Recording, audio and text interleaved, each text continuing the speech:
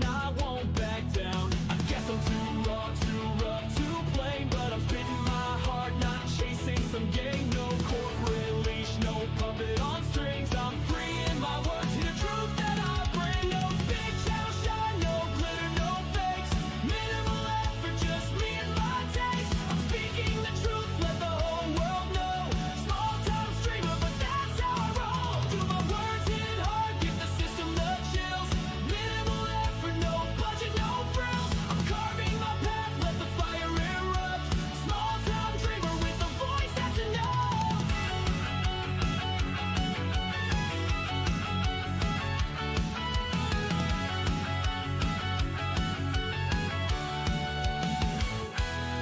Got a webcam flicker and a beat in my chest. Bass takes in my veins, spilling facts is my quest. I'm breaking the mold, no mainstream appeal. Just a kid with a dream and a heart made of steel. I sift through the data, the left and the right. No bias, no agenda, just seeking the light. They laugh at my setup, my low-res stream, but my words cut deeper than the corporate screen. I guess I'm too raw, too rough, too plain, but I'm spitting my heart, not chasing some game. No corporate leash, no puppet on strings. I'm free in my words, hear the truth that I bring. No big channel shine, no glitter, no fakes. Minimal effort, just me and my takes. I'm speaking the truth, let the whole world know. Small time streamer, but that's how I roll. Do my words hit hard, give the system the chills. Minimal effort, no budget, no frills. I'm carving my path, let the fire erupt. Small time dreamer with a voice that's enough.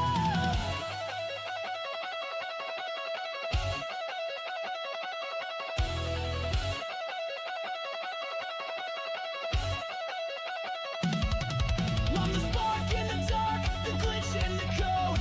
Carving my lane on this uncharted road. Million subs, no viral fame, but I'm owning the truth and I'm changing the game. I'll scream till my lungs give out, till the signal's dead. Every word that I speak is the blood that I bled.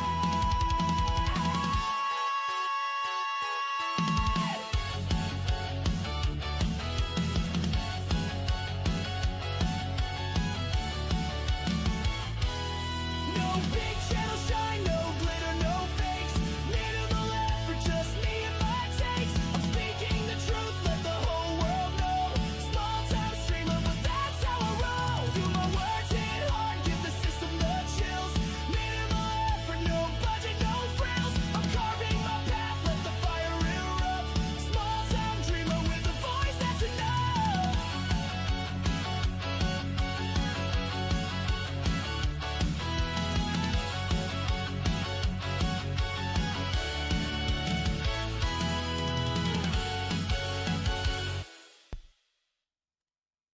Dude, I'd have to think about what music Bryan Adams had that was gay. I mean, I could see like maybe some of his love songs or something. I don't know, dude. Unsubbed. Hey, Geekazu. Hey guys, I just did the quick microphone unplug refresh thing, so let me know at some point. I know you guys will. If it decides to mute me, you guys will holler. Yeah, I mean, honestly, dude, most of my favorite Bryan Adams music was definitely like his 80s, like the Robin Hood, you know, type stuff, right? Cuts Like a Knife, Summer of '69, all that good stuff. But yeah, no, honestly, I never would have classified most of his music as gay, I guess. I don't know. Then again, I'm kind of an old head when it comes to a lot of like the 80s love songs and shit. I'm fine with most of it. Anyways, guys, happy Monday. Don't worry about what I'm doing. I had to unload all my magazines because of the fact that my man purse, aka gun bag that I carry, got damp, and so did my pistols. So all my extra magazines are kind of, I don't know, I decided to unload them so nothing would get rusty or whatnot. Hey, Lugia. Yeah, so honestly, Tekla, Ben Shapiro's Facts Over Feeling line has to go. I wouldn't mind if that line disappeared. I don't hate it. You forgot it's nighttime on my side. Yeah, dude, time zones are funny.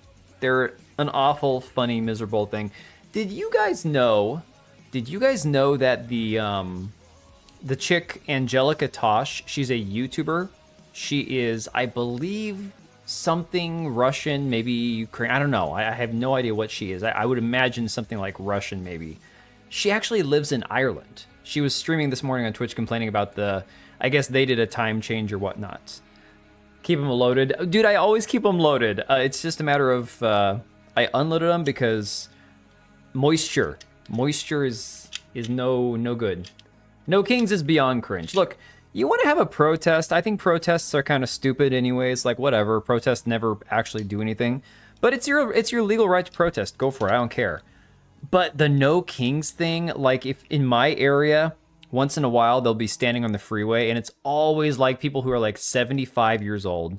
Mind you, my town, my city, it's pretty mixed politically, but it's like, it's just whatever. It's pretty traditional conservative area. And you get these old farts, these old like 70-year-olds from the retirement home that they recruit to go stand on the highway with all that shit. I was like, get out of here. What are you doing? Even for his eyebrow. Have you guys seen the meme? Have you guys seen the meme with Ben Shapiro's eyebrows where they kept making them bigger? Oh my god, those were so funny. That shit was insane. No, it's probably time that I field strip all of my armaments and take them all apart and oil them up and clean them up anyways. Not that I've fired a single one of them like ever. I mean, my pistols, I haven't fired 2 of them in years. My rifles, I've never even fired after I put them all together. It's crazy. I mean, I spend all this money on parts and ammunition and everything, and I just let it chill, just sitting in my gun bags. It's crazy. No Kings looks inside, democratically voted, right? Yeah, dude, you can have all the complaints about Trump you want. I have no problem with people who don't like him. I have my own issues with the guy. But the whole no Kings shit is just, it's so stupid, guys. That's one area where I'm like, guys, it's one thing to be like, yeah, he didn't do this, he didn't deliver on that. What about the Epstein stuff? Like, look, there's legitimate complaints to be had. But the no Kings shit, it's so stupid. I'm not showing it on camera. I'm smarter than that, guys. Come on. I'm smarter than that. I don't need to flex my weapons. I've been streaming since 2019 and I've had guns since way longer than that. I'm smarter than that. You sent me the new version. All right, sweet. I will try to work on that. Is it just the song or is it the song with the... Oh, you probably want to do the song first and then if I'm cool with it. Yeah, okay. Yeah, Geek, I know about YouTube. It's crazy. Marxist, I watched Caleb Malpin was trying to block No Kings people because they didn't address the war stuff. No Kings is gay. Dude, so much of life is gay. Waterproof bag filled with rice. No, man, honestly, it's, I'm sure that my hand, gun is fine. It's just a matter of, my wallet got damp, all my stuff, because it's just like a messenger bag I carry. Typically, and I set it down. My wife was sitting right next to it, but it was raining and she didn't think about the fact that it was sitting on the ground, and so I went in the dugout with my son and she's sitting there babysitting my stuff, but she didn't pick it up. Show my blasters. Yeah, no, I mean, dude, honestly, the hard part is concealed carry is a really tough thing when you're not a large person. Like big guys who have a belly, guys who have, more. I don't want to be like, hey, if you're fat, it's easier to conceal carry, but it really is. Unless you're going to appendix carry, which even then, I can't imagine appendix carrying. I imagine that'd be miserable to do. If you're going to do like a concealed carry on your back or something, you kind of have to have enough. Need one of them shoe guns. You kind of need to have enough body mass to hide it so you don't imprint, They're allowed to protest. Well, to be fair, Tekla, I mean, every protest is quote-unquote allowed to protest. I just think protests in general are pointless, ineffective, kind of retarded, and, I mean, they just don't really accomplish anything. So it just is what it is, Anyways, guys, I am happy that it is Monday and that we are here together because this weekend was insane. See, this magazine feels kind of stuck, kind of gummy. I don't know. If you're fat enough, you can probably hide it in the fat rolls. Yeah. Oh, they're allowed to regarding their messaging. Sure. That I can understand. God, I should probably take that one apart and oil it or something. Get some lube on there. How about them prides, eh? Yeah, exactly. So, before we get into all the actual topics, I did have a few funny, interesting things I wanted to go over. I did save that video that Wise Ass Duck shared on Discord because I wanted to watch that. I saw Asmongold watching it on stream. Didn't watch it for myself, so we can actually check that out. Let me go ahead and switch to a different screen so that we can get... I think I've got all this stuff pulled up here. Yes, I think I've got everything. No visible pistol panty lines. Yeah, guys, honestly, the hardest part, and some people don't know this because they're not used to the way concealed carry laws work. Concealed carry, provided you are doing it legally, which I do. Not that I care if you conceal or not. It's like, it's such a stupid whatever. But I'm permitted to do that. But if you do try to conceal a firearm and then it doesn't imprint, or it imprints on your clothing and people can see it and it freaks somebody out, you can actually be charged with, I believe, a misdemeanor, not a felony. So you have to be very careful how you do it. It's crazy.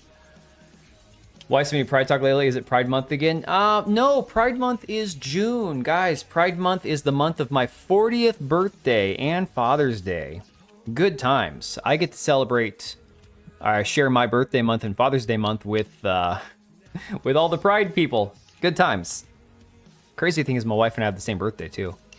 All right, so getting into what we have for the topics tonight, I do want to talk about a few things not related to the topics on the stream title. I'm going to go ahead and kill the music. Hang on a sec here.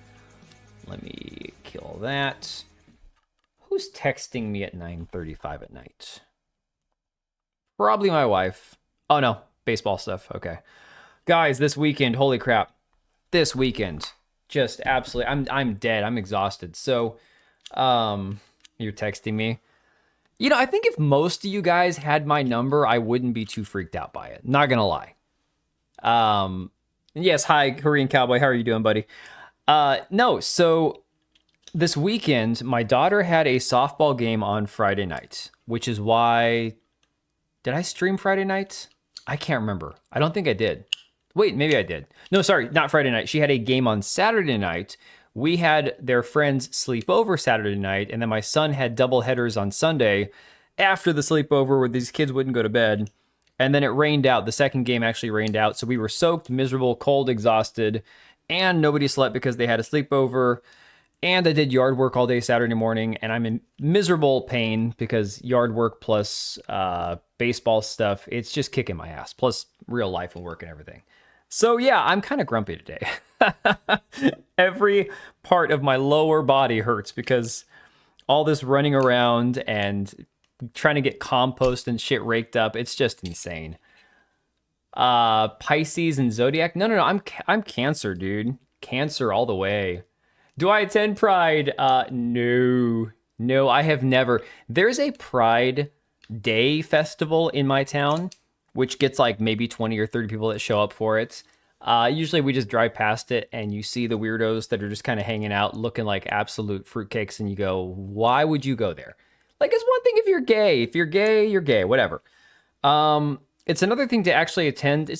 Somebody zoomed in on one of these Pride festivals or Pride parades. I think it was like a Trans Day of Visibility march or some shit. And the people that were there, oh my God, it was so bad. A couple of online peeps and streamers got my number just because I occasionally make assets for them. Oh, that makes sense. I wouldn't be too worried about you having my number. Yard work sucks for real. And where I moved, I went from renting an apartment for basically my entire adulthood life to where we now have a house we're renting, which has massive amounts of upkeep and landscaping. If you want to get beat up, I should just not go. So, Hell Let Loose. I don't know how many of you guys played this game. Apparently, they are doing a Vietnam Hell Let Loose. I'm kind of excited about that, not gonna lie. People that were there didn't look like they belonged there. Is that what you were gonna say? I mean, it's weird. I don't know, guys. It's kind of like when you look at the people that go to protests and you go, yeah. I'm not going to get into too much detail about that. Anyways, I'm personally kind of excited about this.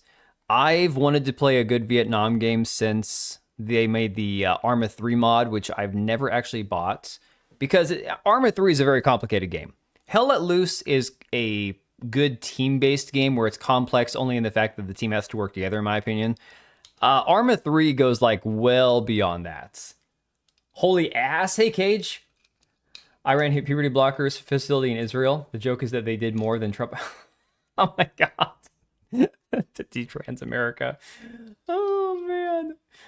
What are you doing, Cage? Holy ass what? You don't like Hell Let Loose? What's wrong with Hell Let Loose? Certain parts of yard work I enjoy. I used to sit on a 60-degree zero turn doing about 4 acres worth of mowing. I mean, dude, okay, if you have a riding mower, that's one thing, or a tractor or something. Nah, man, I don't got that shit. Should have played Red Rising Vietnam, or is it Red Orchestra Vietnam? I forgot. Somebody on Discord shared it. I think it was Avernum. So if Avernum pops in here, ask him. I can't remember what the name of it was. It might have been Rising Storm. Red Rising. I can't remember what the name of it was. Never tried this one. Was more Men of Valor. Hell Let Loose is fantastic, dude. If you like team-based multiplayer shooters, Hell Let Loose, you got 50 on 50 or 50 or 60 on whatever. The numbers are never exactly the same, right? But it's like 50 on 50. So, getting Battlefield Vietnam flashbacks. It's an old game. Yeah, a lot of those are old games. Like I said, the Arma 3 mod that came out a few years back is the one that I got really excited about. But Arma 3 is just such a chore to learn. There's so much to that game. Like, not gonna lie. Arma 3 is one of those games I bought, played it for a couple hours, never did the multiplayer, and I'm like, yeah, you know, just too much. Way too much. Also, something I saw a little bit ago, which I don't know, at this point now, I'm kind of like, just let it go. Rumor, Switch 2 may get a special Zelda edition. Testing, 1, 2, 3. I can see you, Equilibrium, over on Kick. Following recent rumors about a possible remake of Legend of Zelda Ocarina of Time coming in 2026, new information started to emerge as early as this week. This time, insider Special Nick, that's funny, commented on Twitter that Nintendo might be planning a Zelda-themed edition of the Nintendo Switch 2, and of course they would, why wouldn't they? And it could perhaps be something like a celebration of the franchise's 40th anniversary. They should have done that for the 35th anniversary. Like, I'm so pissed they didn't. Problem with Arma 3 is you need like 40 gigabytes of mods to play it properly. Yeah. Changes to the story or just updates of graphics. Honestly, a remake in terms of changing a little bit of the gameplay wouldn't be the worst thing in the world. They're going to sell that for $700, probably. Cage, I put a picture of her on Twitter and I said, the final boss of woke rolls towards you. Do you fight or flee? I mean, like, that chick, I've never seen anything so terrifying. That thing is more frightening than Gorlock. Not even kidding. Nintendo always finds ways of launching overpriced stuff. Yeah, for real. Says, according to him, it's still unclear whether the console would come bundled with the supposed Ocarina of Time remake. He also pointed out that the game would be receiving significant investment from Nintendo. Worth emphasizing, everything is still being treated as rumor. Image below is purely illustrative. I love when they say purely illustrative, which means probably made with AI, but a lot of these same people hate AI. Yeah, you can tell it's AI because the right hand controller side is cut off right here in this picture. But dude, honestly, this would not shock me. And at the same time, can you imagine the amount of money they're going to charge for this shit? They've done a Legend of Zelda version of most of their consoles, starting with the GBA. Yeah, exactly. But you know, the chick in the wheelchair, that thing was terrifying. PlayStation, unfortunately, overtaking Nintendo and overpricing things now. I mean, yeah, but to be fair, all freaking game companies are just like two sides of the same coin. God, I have that new magazine that's got that spring that's not very worn in yet. I have a Legend of Zelda N64 and an LOZ 3DS. I never had the 3DS.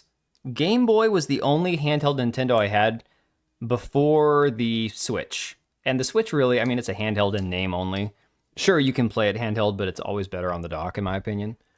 Yeah, it wouldn't shock me at all. Arc Raiders updates. Arc Raiders is a funny one.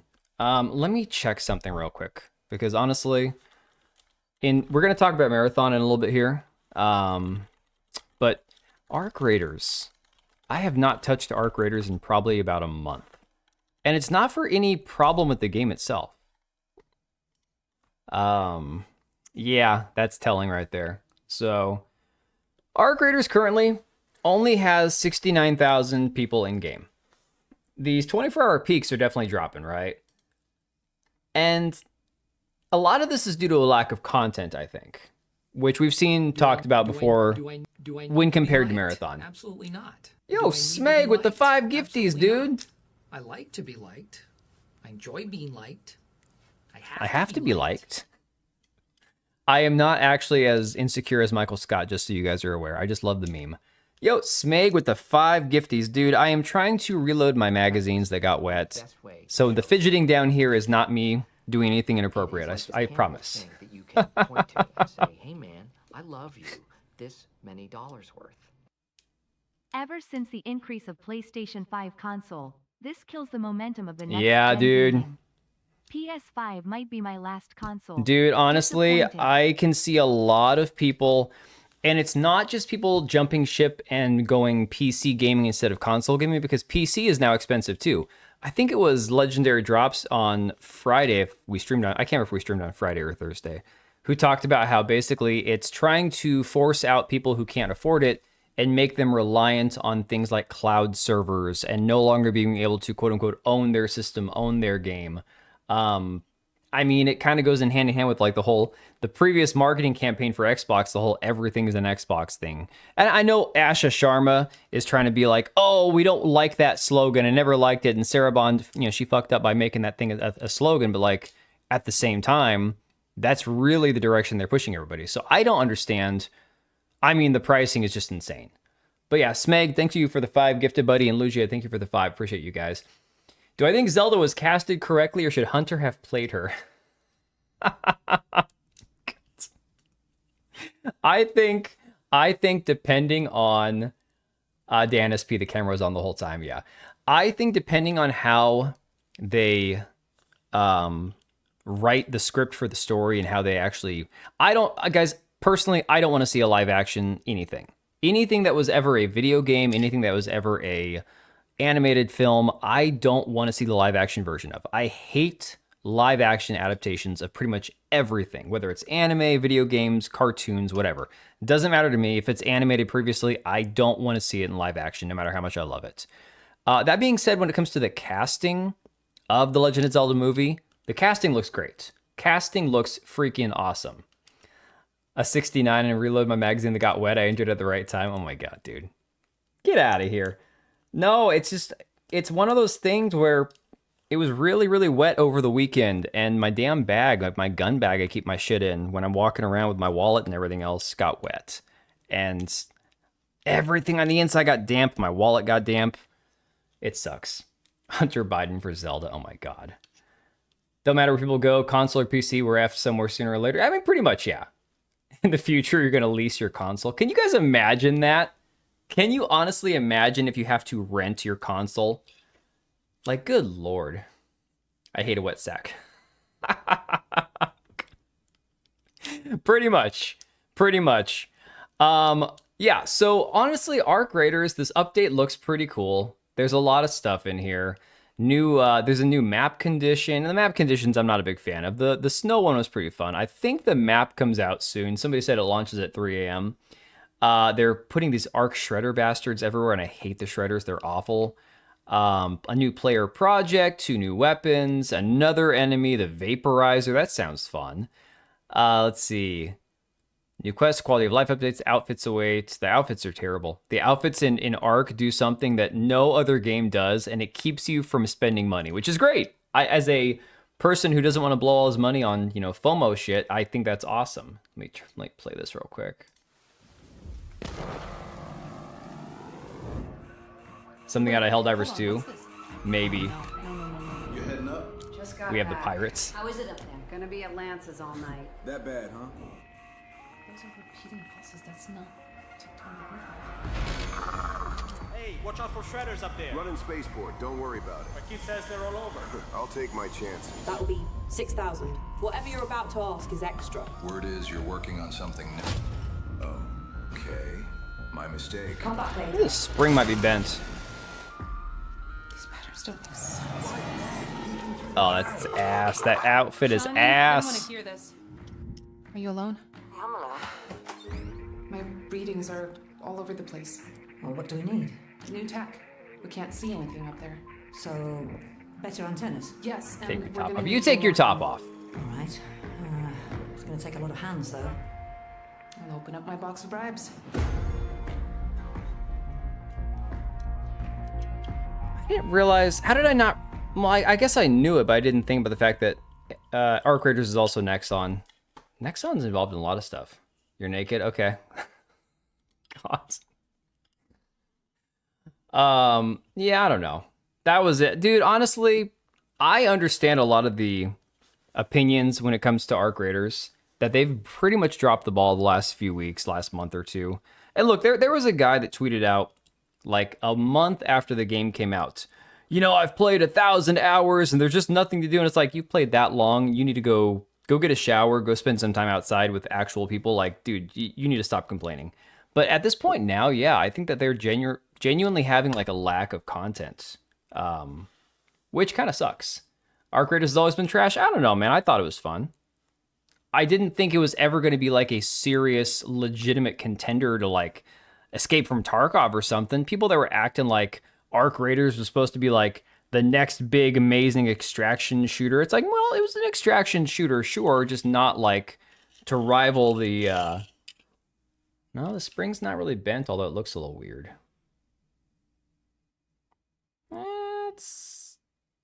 I've had these get bent before, and this one looks fine. I don't know. That's weird. You mean First Descendant? First Descendant is boring as hell, man. I'm sorry. First Descendant, it had some of the kind of cool gameplay from games like Warframe, but the playing it with subtitles was okay. Playing it with the like English voice acting was god awful. I don't know. It wasn't really for me.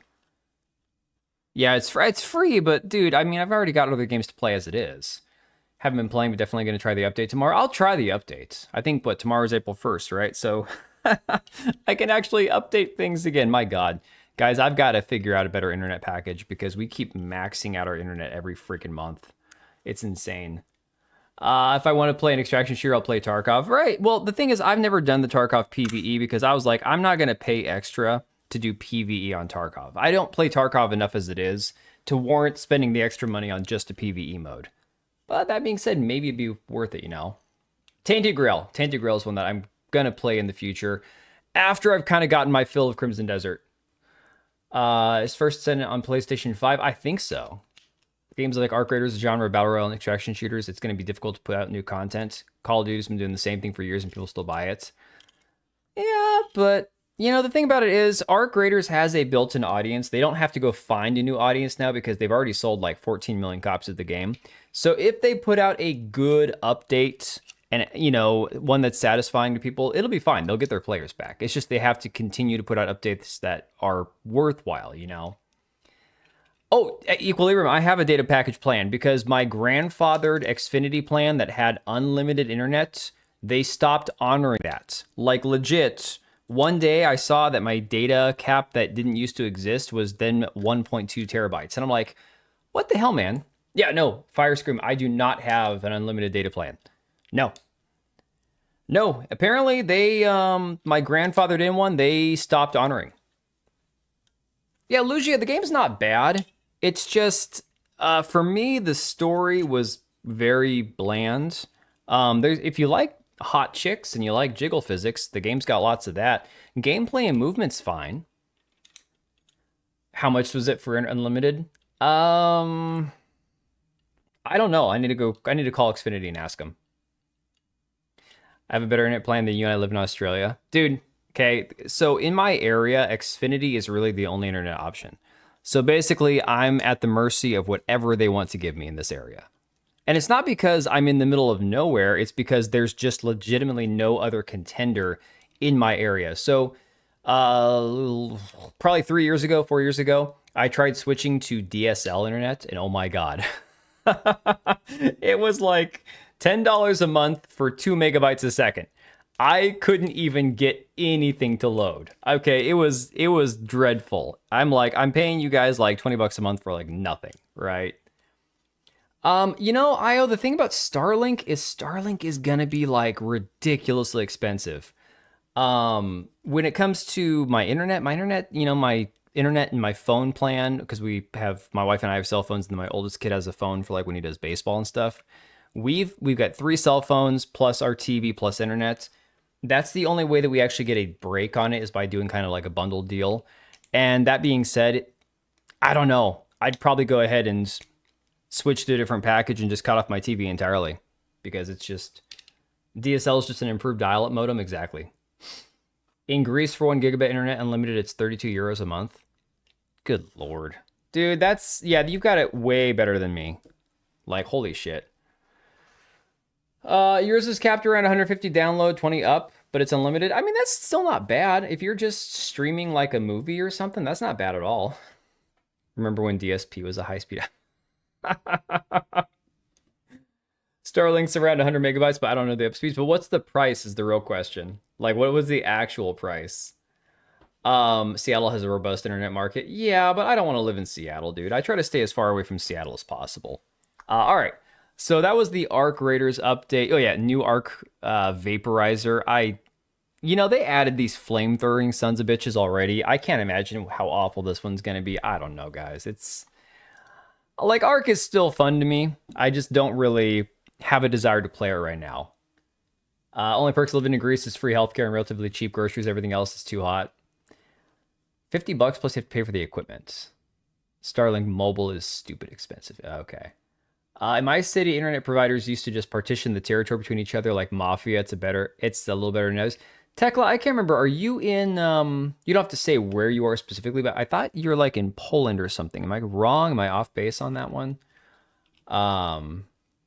Crimson Desert for the next year minimum for me. Crimson Desert's going to be sucking up all my time. I'm still trying to make myself get back to Valheim because I want to continue on Valheim.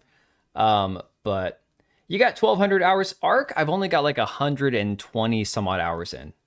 Poland, one of the big cities. Okay, cool. Crimson Desert's just not my type of game. Yeah, I didn't think it was my type of game either. But honestly, the game has sucked me in to where I can just... If someone's like, oh, I'm not going to play Crimson Desert because unlike Elden Ring and Baldur's Gate 3, it's like naming all these other like massively long games.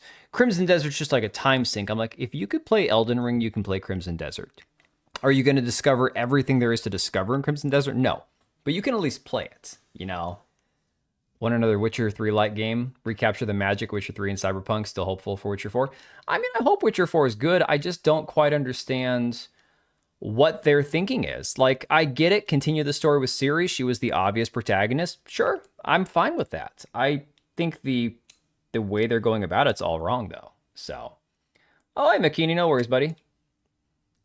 Got Korean Bethesda before GTA 6. Oh, my God. Yeah. I would argue Elden Ring's exploration is more streamlined than Crimson Desert. It is. It is. It is more streamlined. However, my point is still that the amount of hours I put like 130 hours into Elden Ring on one playthrough, and that's just doing the base story and most of the DLC. Not even beating the DLC and not even exploring everything there is to explore. So honestly, I think that there's a fine line to be drawn between, you know, comparing two games that, okay, one might have more exploration than the other, but either one of them could still suck hundreds of hours of your life, you know? It likely will, Wise Ass Duck. I'd like to be hopeful, but unfortunately, it's just one of those situations. Bing is the true king. I don't quite get that, good senator. YouTube glitched out and switched my account somehow. Really, Unbound? That sucks. Did it switch to a different account or did it switch your username? Because that happens as well. Reloaded was the thing. Reloaded was awful. Reloaded was probably the worst thing I've ever played.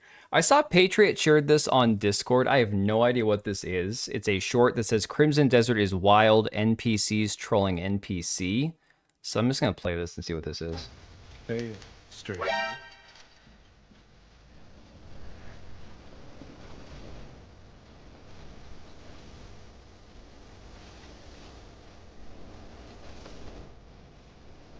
Oh, they were acting like there was something that was going to crash on them?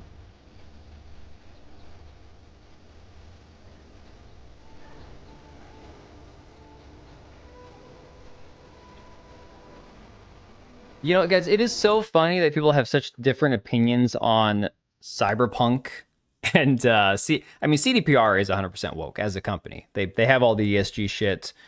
in their like in their actual what's what I'm looking for, not their mission statement, but basically it's all in there. The ESG crap is crammed into it's baked into their company. But there's such a different like bunch of opinions about the Cyberpunk game itself. I can work every bit as well as the younger folk. I don't know. I mean, I think stuff like that is fun to spot, but at the same time, I mean, Crimson Desert doesn't have anything on games like Kingdom Come Deliverance when it comes to like just the overall interaction level of the NPCs. Streamer pranks in the game, I guess. I don't know. It just has so many of my favorite open world games into a full package. It's exactly what I ask for when devs see what is good and take from that in a positive way. Right. Yeah, Firescream, I think that's a fair opinion to have. I just think that it's really funny when you can see two people who both don't want to see a bunch of woke crap in a game, but one says Cyberpunk's a masterpiece and one says it's a piece of shit, you know? It's because they're not so overt as others. Well, the company has all that in websites, it doesn't completely reflect it in their games, and that's possible. That could actually be a thing, too. Here's a fun one, guys. Here's a good one. Brie Larson discusses video games for the Scene on the Screen podcast. And I'm just going to play this clip because this ties into another tweet that I put out where I got an actual death wish, I should say. I don't think it's an actual death threat, but I've gotten shit like this before. I think I'm starting to understand, because in the last year I realized that being forward with the fact that I've played video games my whole life and I love video games, and like the gaming community is much bigger than the film and television world. Yep.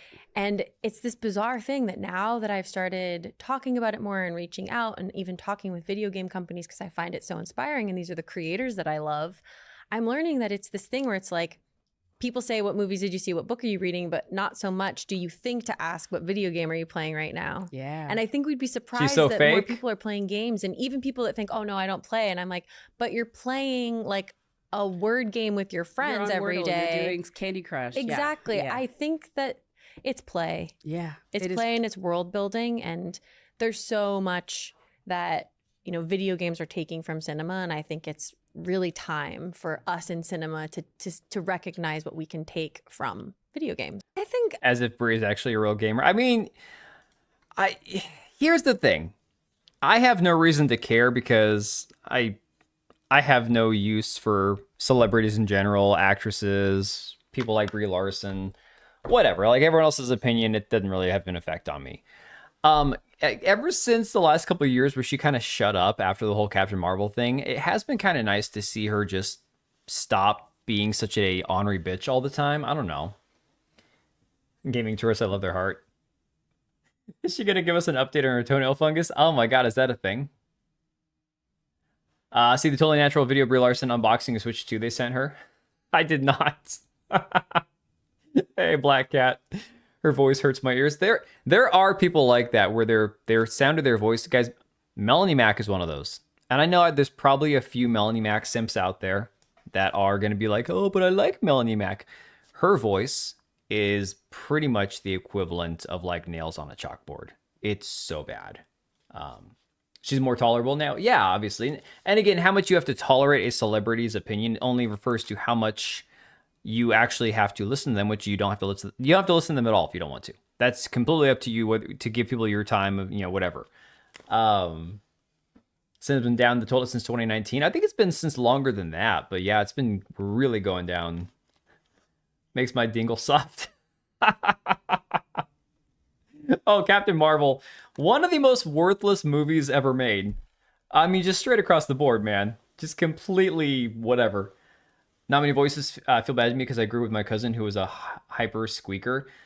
I don't mean that it has to be something where it's so egregious that it's like there. I have a work acquaintance, one of my vendors, I guess you'd say, somebody who sells me products and stuff for my real life business that I use, and the dude has some sort of throat issue where he talks like this and everything. It's like listening to him talk like this all the time. And it's like, you get used to it. Is it painful to listen to at first? Sure. But you kind of, eventually you get used to hearing it. Now, objectively, if you heard it for the first time, you'd be like, oh my God, what's wrong with that guy's voice? Melanie Mac voice makes me LARP as a straight cosplayer. Vince McMahon. But it's not just this thing where it's like a gravelly voice. It's like literally somebody squeezing his vocal cords where you can't even hear him. It's really bad. But I mean, just saying, it's like the guy has no control over it, and you just kind of get used to hearing it, you know. So the next clip that I saw is this one right here, and I actually haven't even watched her speak in the clip. Okay, my comment was based entirely like sounded a bit like Alex Jones. Oh God, my entire point of sharing this was that she just genuinely doesn't seem like she has like this bitchy, mean, I hate men appearance anymore, but I don't know. Like I said, I've not actually listened to this clip. Hi, arigatou gozaimasu. It's Bree. I'm so pleased to be here. It's a dream of a lifetime to be in this film playing Rosalina. I love Nintendo so much. I've been playing it my entire life, and so I'm so grateful to be here. Lots of love. She's only doing it because Nintendo told her to shut up? Possibly. It's entirely possible. It's all an act. They're saying whatever to try and be accepted by whomever. So I put this out there, and I said, my theory is Brie Larson finally got some dick. I mean, I don't know. I don't know what her deal is. I don't know if it's fake or genuine. I don't care because it's Brie Larson. Her opinion means literally nothing to me. But that was what my take was. I put that out there. And just a little bit ago, a couple hours ago, I saw on my notifications, you don't think I'm wrong? Well, there you go. This weirdo person, I think they have like 8 followers, quote tweet me and says, "Can men die already?" The fuck is Rosalina? Rosalina is one of the post Peach, post Princess Toadstool female characters in the Mario universe. If you didn't play Mario past like Super Mario Bros. 3 or Mario World like I did, then you have no idea who Rosalina is. I didn't play any of those, you know. Probably an incel LARPing as a... Yeah, probably. Yeah, just one of the mini princesses, you know. Must have angered a femcel, I guess. But it's like to be like, can men die already? It's like, you sound like you need some dick. Or maybe you're one of those ones that cut off your dick and now you're mad about it. I don't know. I have no idea. Good luck maintaining society if you want that. Exactly. Moving on, guys. All this to say, with Brie Larson, whether it's fake, whether it's legitimate, whatever, she found a man and she's normal now. Kind of like that chick that was the child star turned gay, like dyke. I'm not sure if you can say that on. I'll probably get banned on Twitch at some point. That had like all the face paint and makeup, and all of her music was really sexual, which was disgusting because she was like all of like 19 or whatever, and she was not pleasant to look at. Crap, what was her name? But yeah, then she went on one of those Big Brother shows, and Mickey Rourke told her, I'm gonna make you straight. And then she got off the show and woke up and realized, wait a second, I'm not actually gay, right? Pretty sure I named all of Hollywood there. No. It was I'll remember it. Hang on. She's like a more modern Hannah Montana type. But yeah, now she's got like a boyfriend and she wants to like get married and have kids, and she's completely normal now. She got rid of all the crazy makeup, all that shit. It's crazy. Jojo Siwa, thank you, Cage. Oh my God. Why? I mean, I don't know beyond the name anything that she's ever done, so that makes sense why I couldn't think of the name. But yeah. Sometimes you just need to blow off some steam and be happy. I should know after being with someone for 5 years. I've got to say, I'm not going to judge Cage for knowing who I was talking about, but I'm going to judge you a little bit. Oh, this person, Shauna Ray's from Brisbane, Australia. 1 follower. One of yours, Smeg. One of your people. Try to keep this person in line, okay? Couldn't remember until I saw it written. That describes 90% of people. Anyways, guys, what I was going to say was, if you thought Brie Larson was bad, okay? If you thought Brie Larson was bad, I've got a clip that is going to make you want to claw your eyeballs out, okay? Because she ain't nothing compared to this next one. If you guys haven't seen this, Twitch streamer who acts like a dog, sniffs for a bathroom spot, and barks at viewers, and relies on handlers for feedings and walks. Yes, this is a real thing.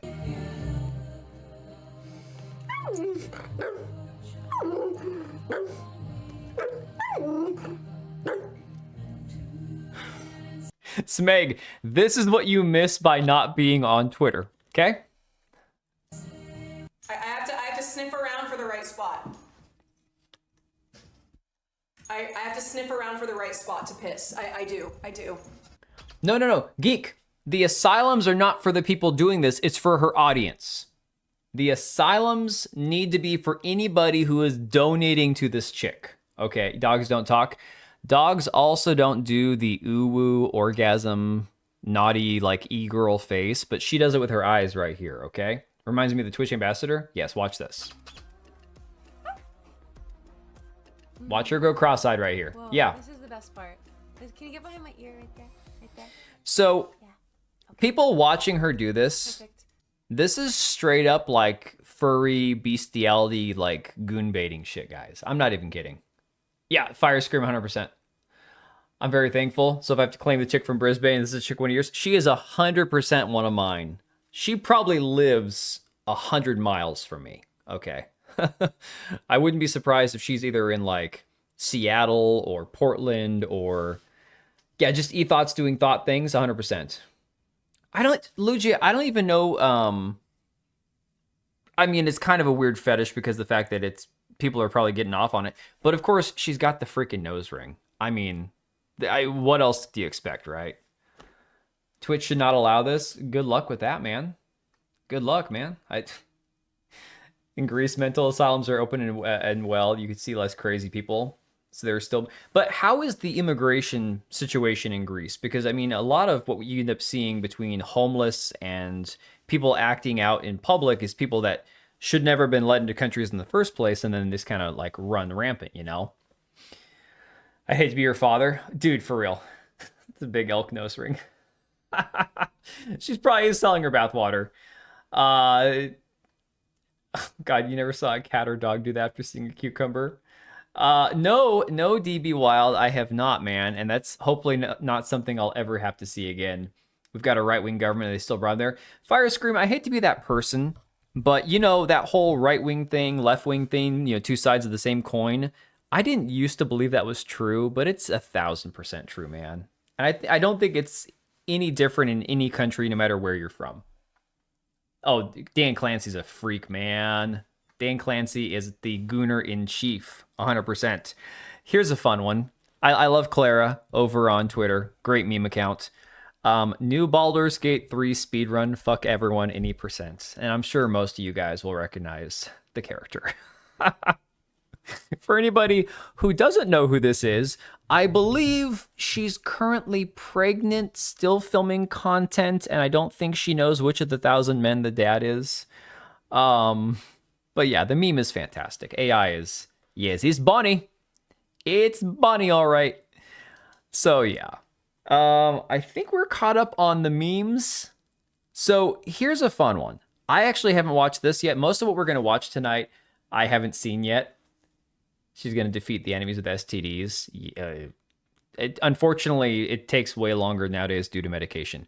So Asmongold takes the Pirate Software Grifting course in Content Keem. This game's great. I think Equilibrium, you're the one that shared it on Discord and said it's going to be like a streamer's paradise or whatever. Funny part is, at least unlike Western Europe, when some Pakistani Islamists tried to stage an Islamist rally, they were beaten up by the local citizens. Dude, that's where like Ireland... Although I know the UK kind of gets a bad rap, at least the Irish seem to be doing something, you know? Yeah, so this is a 4.5-minute clip. Like I said, I've not watched it yet. Let me switch screens since we're going to go full screen. That way we can actually watch it on the big screen. Oh my God, make content great again. That's literally one of the goals. Make content great again. Hit a peak of 30,000 viewers. Return to Gerard. Stream Academy Premium. Sit down for your premium class. Moderator effects, tag artists, more viewers from spray painting, marketing agent, more viewers from quests. Okay, this is, hang on. I have no idea what I'm getting into. Better writing than Crimson Desert. There, I said it. Seriously? Oh my God. All right. This I got to see. Hang on. Class.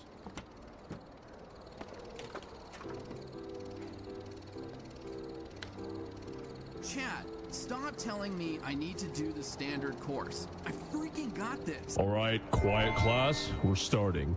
Oh my God, it's First, a few pirate things software. to establish.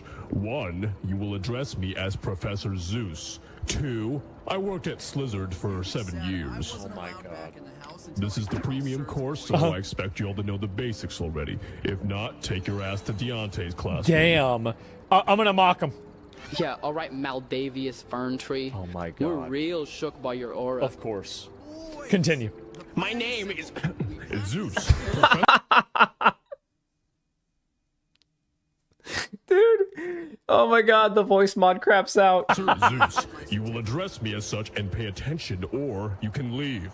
Yes. Anyway, enough introductions. This course is focused on 2 very important concepts What at are the they? high elos of streaming. Okay. Grifting and economics. Oh, I know about this. If you don't know, grifting is the practice of manipulating audiences with Yes. false claims of who you are. True. You think he's gonna try to sue him? I mean, you guys know that guy, what was his name? Private something. I can't remember. The developer who made that silly, like, idle game where you can, like, I think Pirate Software, you play him as a roach in the game or whatever. He got like a takedown or something from Pirate Software back in the day over his game too. Kai brought me on to teach this class because of my extensive experience in grifting. I specialize in a unique grift called game dev grifting, where I pretend to be an expert in game development. In reality, though, I've only ever finished one shitty Asteroids ripoff in 10 years, and all my other games are unfinished because the code is too fucked up for me to understand anymore. Question him. But I heard your career flopped. How'd you fuck up this master plan so bad, Unk? Unk? Oh You no. need to assess your perspective on that by the end of this course, young one. Okay. We'll begin with advanced unit number 1. You're not lying. The actual dialogue in this game's pretty good, Equilibrium. The Meat Canyon one, yeah, dude, that was disgusting, but pretty funny. Grifting.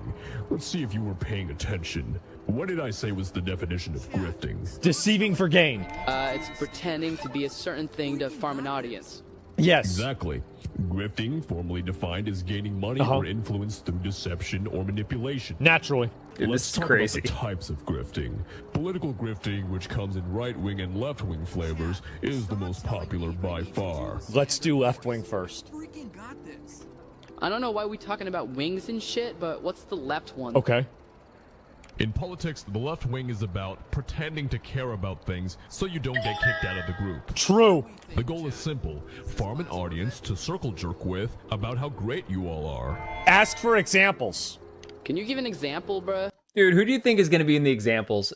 I don't know if you guys have actually seen this clip yet, but like, I can't wait to see the examples. I don't really get it. We got the obvious one, Halal Abi, probably the most successful left-wing grifter. He may seem passionate about politics, but all he really cares about is that people think he's hot. We've also got New Blood you can study if you want. PP No Money is a great example of a left-wing grifter. It's how he convinces people. Guys, who the hell is that? I've seen that dude's name going around on Twitter for like the last week or so. That BBNO like dollar sign. I'm guessing it's BB No Money or whatever. Who the hell is that? I have not seen that person until like a week ago, and he's got like an audience of like millions of followers and shit. I have no idea who he is. Like, I've never seen him before. Well, a musician, yeah. Bad Bunny's a musician too, right? He's a crappy musician. But where did I didn't know anything about it. Like, I'd never even seen his name. I think Asmongold might have covered him or somebody on Twitter. Like, now in the last week or two, I've seen him like popping up on my timeline. I had no idea who he was. To listen to his terrible music. Damn.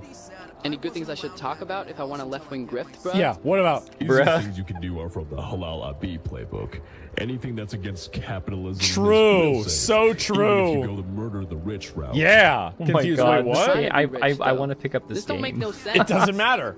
That's why it's called grifting. That's right. You don't have to believe or You guys aren't lying. This would be a great game to stream. Oh my God. Wealth inequality all day, but has the most underpaid editors of all time. Damn. Let's move on to right-wing grifting. Okay, here we go. You don't have to worry about what the right wing is, just what they do. They call everything woke. Can anyone define woke? I don't know. Oh my God, I this don't is know. great. Can we get a hint? What is it? It's black people. It doesn't really actually matter. You can just call anything woke if you don't like it. Yes. If the latest game has a woman in it and you don't like that, it's woke. True. Oh my When you god. partner up with a grifter from the opposite side. True. Take Halal Abi and Assman Mold. Assman Mold. Scroll down the Assman videos, Mold. Endless clickbait thumbnails of each other with titles like Halal is done Oh after this. Yeah, there you go, Brown. Exactly. Fuck does that? Yeah. What? Basically, it's getting rich without giving anything of value. What is the chat on the right side saying? It says, you'd be better off not streaming. How about just focus on being someone else? Is it true that Alec Johnson got banned again? You should really focus on real life interactions. That sounds great. Your content is dry. This stream's so lame. LOL waste of data. The guy's name is Black98. Oh my god. For example, I convinced my fans to buy my forever. Yeah, I know it's the in-game chat. I extracted value from them cracking without up at it, creating dude. Any new value for society myself, instead selling just a false promise. They really don't like pirate software. Alright, so how do I profit max They my really content don't like with him. The least output? God damn. Dude, that's crazy. Okay, what is the game called? Hang on. It's Content King. Let me pull this up. I want to take a look at this real quick. Content King. I wonder if the game's even out yet. $12. It's only got 94 reviews. That's crazy. From Usurper Studios. I guess it's probably their first game. I'm sure they probably used a shit ton of AI to make the game. I honestly don't care. It released the same day as Crimson Desert. Oh, that's unfortunate timing. Should be my next game to play. Dude, honestly, like, this would be something that I might, like, we might do this week. I got to look at my baseball schedule. I think Friday night, I don't have anything going on. Like, I don't think I have any kids' practices or baseball or softball games Friday. So maybe Friday night we'll do this, man. I don't know. I'd rather stick my D in a blender than play this shite. You know, I can't take a lot of what I play on stream too seriously. Because the more, look, if I actually want to play a game and enjoy it and be, like, immersed in it, it's hard to stream it, right? That's just a reality.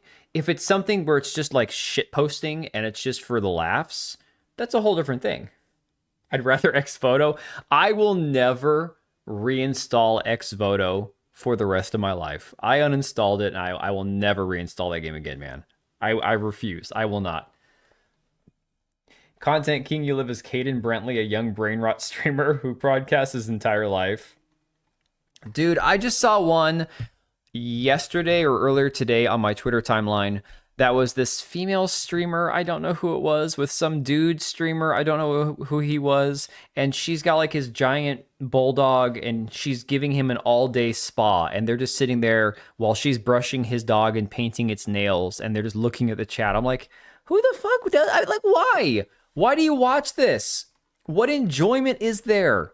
Why do you give these people money? I don't understand. $10,000 charge. It doesn't. I don't get it. I'll never understand it. I don't know, but whatever. All right. Where are we at here? Brie Larson, the dog lady. Oh, it's terrifying. My God. Okay. All right. So some people are just brain rot. Yeah. Game is more story and gameplay than 1348. I mean, it certainly seems that way. All right. So because we just watched Asmongold reacting to something, I did see something on Asmongold's stream, and Wise Ass Duck shared it on Discord, and I didn't actually watch the video when he was watching it on stream. So I wanted to check it out. It's called Skyrim, but it's a modern game by Dr. Foxotic, I think is how you pronounce it. And I don't know, I didn't watch any of this, but apparently it's like really hilarious. So let me go ahead and make sure we're back on the right. I think we're on the right screen. No, we're not on the right screen. Hang on a second. That's the right screen. You just watched this? I haven't seen it yet, man. I wanted to wait and see it on stream, but Modern Audience Skyrim, yeah. All right, here we go.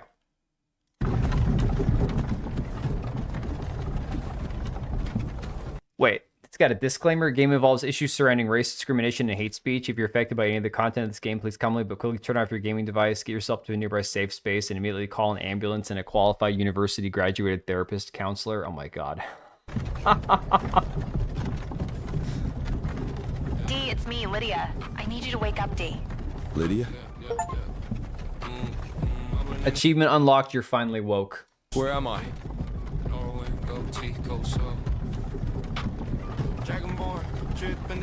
What is this place? Welcome to Skyrim, D. Oh my god, this is awful. Yo, look at the back of his armor. It says Redguard Lives Matter. This fool finally woke. Hey. My name's Ralph, and my pronouns are Z, the, ya dig. You got caught speaking hate speech, right? Same as us. And that in wall over there. Listen to them talk. You, Mr. Far Right. And I was not speaking hate speech. I was telling the guards my name, and they misheard me. You see, my first name is Nick, second name Gurr. This was all a big misunderstanding. Oh my god, my friend here dude. tried to explain the situation and got roped into this too. Anytime, Nick. We all fall right now, homie. Cool it with the microaggressions back there. Hey, freak you! Not trying to kink shame or anything, but what's up with Dave Sam? Why are they gagged? Shut your ass up, fool! This homie right here is Ja Ulfric, the realest high king in Wall of Skyrim. Please don't use that word. I love that they're actually using Enwa as the N-word. Holy shit, that's great. Each belongs to the Dark Elves. It's not your Dark word Elves. to use. I'm darker than a new, ain't I? Plus it's our word, and we reclaiming that slur. Oh, you silly stormcloak. Why are you so racist against all the immigrants the Empire are bringing in to take all our jobs? Hey, I'm black, so it's impossible for me to be racist. The Empire wants to mix all the races and dilute black people. That's what's racist. And if NY belongs to the Dark Elves, then Skyrim belongs to the black people. Wow, you spoke and I listened, and I hear you.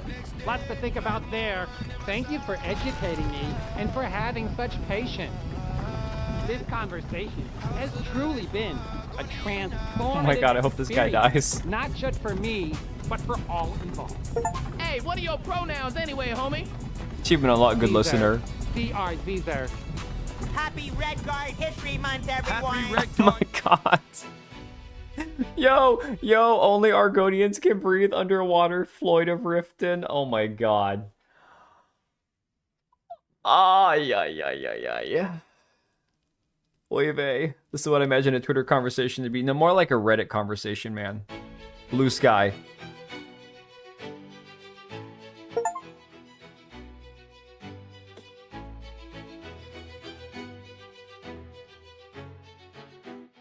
Hello, Elenwen.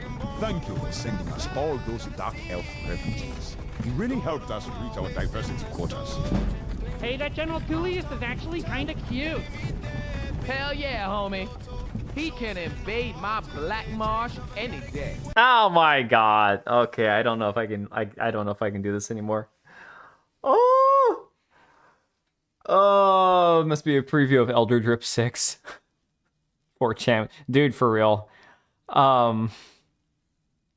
Reality's far more cringy. Yeah.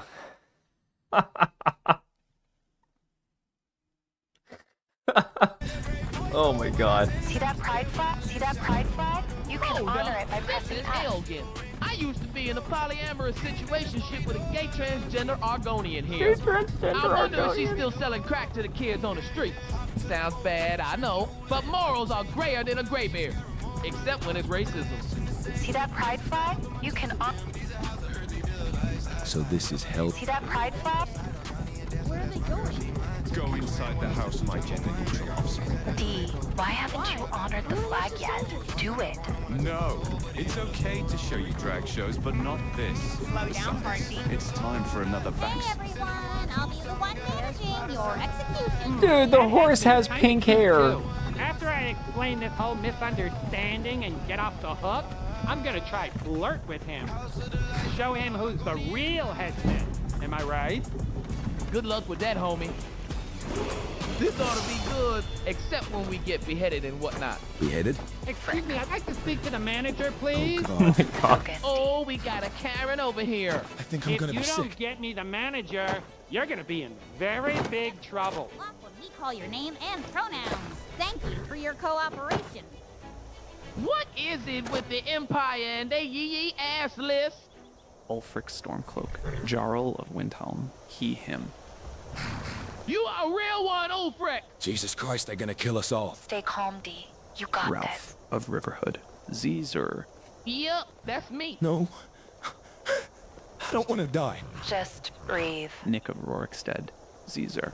Listen to me. Nick? This was a huge misunderstanding. I never said the N-word, so I'm gonna leave now. No, okay? no, no, Bye. no, no! Get out of there, D. Excuse me. I'm not a racist. Security! Not a racist. Hey, handsome. Oh my Why don't you come a God. little closer so I can get to know you better? Hurry, D. Use the auto walk feature to walk to the soldier. So what's your name? To unlock the other races, Oh my God. purchase the battle pass. Okay. Lydia companion skin Gadrick armor set. Buy the whole game again, $69.99. Instant level 100 up, 149. Argonian Pride Flag Enwa Pass. Oh my God. 50% off all items for Redguard characters. See anything you like.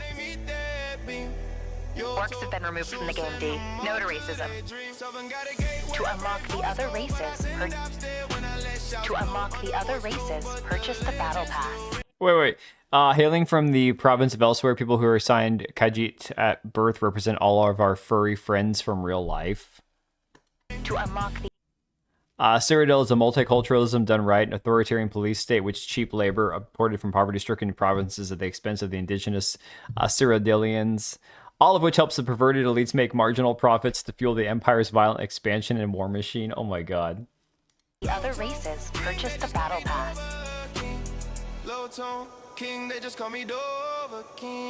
To unlock the other races, purchase the battle.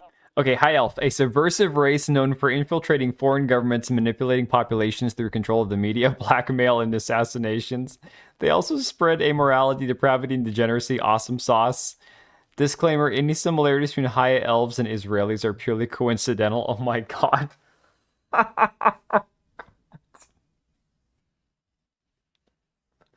Oh my God. Okay. Whew. Oh man. Oh my God. To unlock the other races, purchase the battle pass. Okay, Dark Elf. They're basically elves, but Smurfs, and who doesn't love Smurfs, right? Oh, and another thing, they love mushrooms, and before you ask, no, not that kind of mushroom. To unlock the other races. Okay, Breton.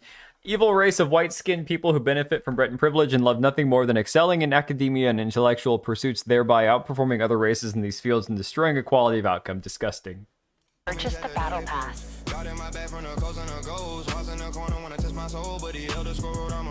To learn more about the silly reptilian conspiracy theory. Okay, oh my God, reptilian conspiracy theory. Reptilian humanoids or anthropomorphic reptiles, also called reptilioids, etc., appear in folklore, fiction, and conspiracy theories. Please visit Wikipedia.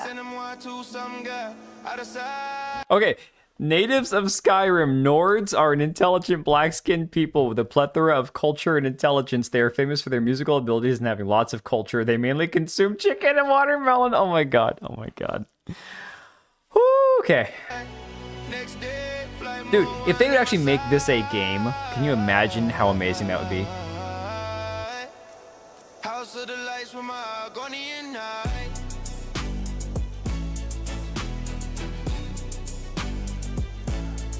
Oh my God. It's all blue. Right, Black Cat? This shit is hilarious. Oh God, what's the character gonna be? What's the name gonna be? Looking good, D. Achievement unlocked, DEI. Wow. Interesting choice of name, God. gender, and race. Girl boss, what should we do? They, them are not on the list. Girl boss. They Kinga did the hate speech, so we're Kinga gonna unalive them. No! Please! I was thinking the exact same thing, girl boss. Shit. You heard the bricking person. Sucks to be you. We Nords have a very simple message for the Empire: stop killing us. Oh my god. Dude, if this was a fully playable mod, can you just imagine? Like, this is the kind of shit people would actually play. So this is how it ends for me. D, it's kind of screwed up how you haven't honored the flag yet. Ulfric, you racist bigot. You've oppressed the Empire for too long. You sub-Argonian inbred natives have been racist to immigrants for the last time. I value my sanity. Ah, fair enough. Thanks to the Empire's MAID program, I now have the right to assist you in your honor. The MAID program? Oh, and shit. because you are a bigot, your honor life Banned on Nexus mods, right? See that pride flag? What the hell was that? See that pride supposed flag? to be Dragon ASMR because it's a little too loud. Tiagua is nothing. Unalive them all now, please. I was thinking the exact same thing, General Tullius. Tell them their horoscopes, girlfriend. Witness the power of one. No, not the power of one. Two, Oh god. the power of many. For the love of science, let's get this over with. Such violent speech. Right, Chop his Tekla? head off, executioner. The experts are smiling down on me, Imperials. Can you say the same? Hey, leave him alone. Seriously, D, I need you to honor the flag now. I can't breathe. Please, no! Don't drop the...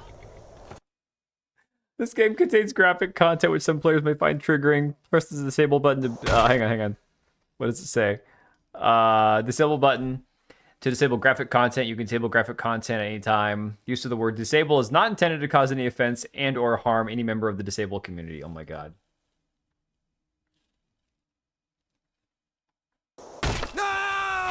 No! The guy just disappears. Must not have heard me. D, this is your final warning. Honor the flag or there will be consequences. Next up, the Lord.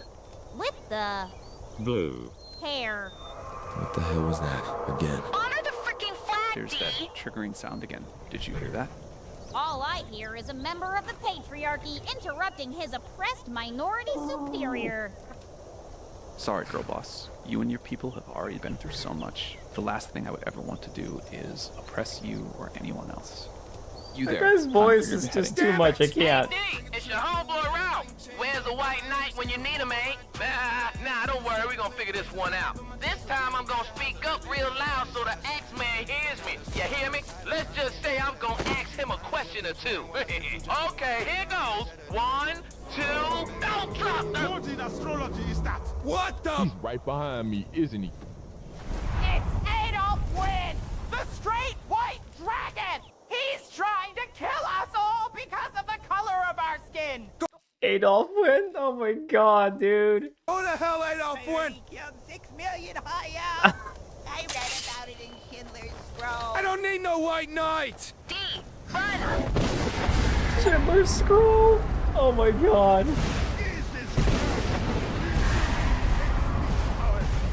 Get to a safe space. Come, Oh my god, dude. Holy shit. Okay. That was funnier than I thought it was going to be. Wow. Dude, he uploaded the full version of the song on YouTube.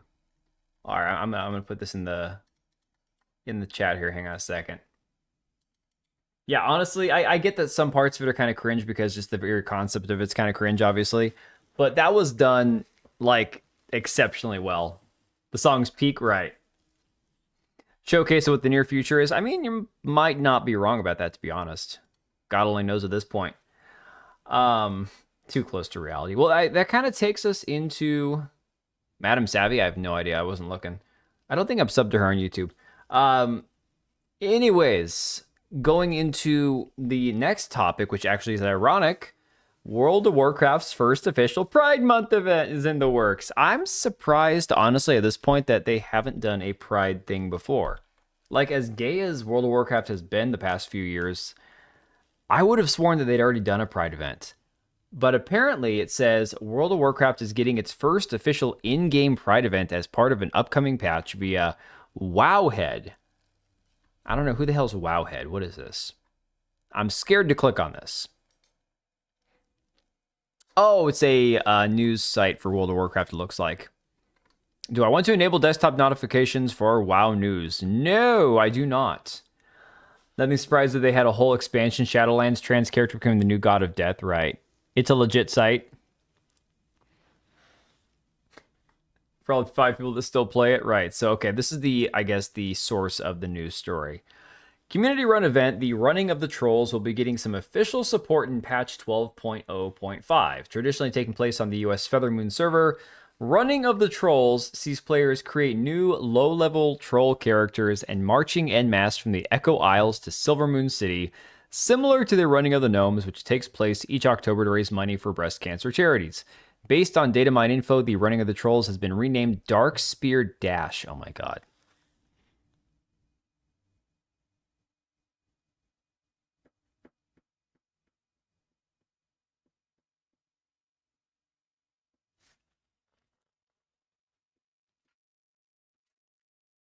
Hey, QC jerks.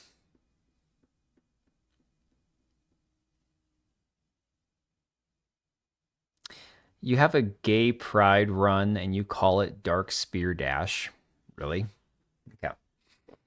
It will take place this year from June 27th to the 29th to celebrate Pride Month. Blizzard and Warcraft Cares, the fan-led community organization that holds the event each year, have reportedly been in talks about making it an official in-game holiday for about 2 years. Just for background, the Dark Spear Dash micro holiday, oh my, it's a micro Dark Spear, is based on the Running of the Trolls, a yearly community event run by Warcraft Cares, started in 2016 that is held every June to benefit the Trevor Project as the sibling event to the Gnome Run. Black Floppy Run. I mean, seriously, DB Wild. Who comes up with this shit? Founder Dravy explained on Reddit, I can't comment on everything that's still in development stage that's been data mined, but it's been a long process since I first talked with the dev team about 2 years ago about possibly developing a troll run holiday. There are so many jokes in here, guys. I just can't. Based on data mine assets, it seems the players who take part in the Dark Spear Dash will earn a tabard and a rainbow toy for their efforts, though more prizes and items may be revealed when Blizzard officially announces the event. Yeah, I'm sure more items will be revealed. Dark Spear is a tribe of trolls. I have no idea. I don't play World of Warcraft. For me, putting a gay pride parade with the word Dark Spear attached to it just sounds a little, I don't know, phallic. Okay, Oblivion, no worries, dude. They are trolls. Their internal operations overrun with these people. Glad I stopped playing when I did. Yeah, dude, World of Warcraft was never something I got into. I played Guild Wars and a few other games, not anything like World of Warcraft.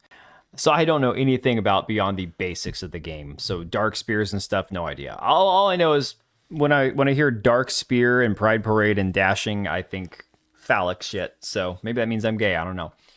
It's not immediately clear where the Dark Spear Dash will take place. Data mine assets suggest Silvermoon is still the locale of choice, but Silvermoon got a makeover for World of Warcraft Midnight.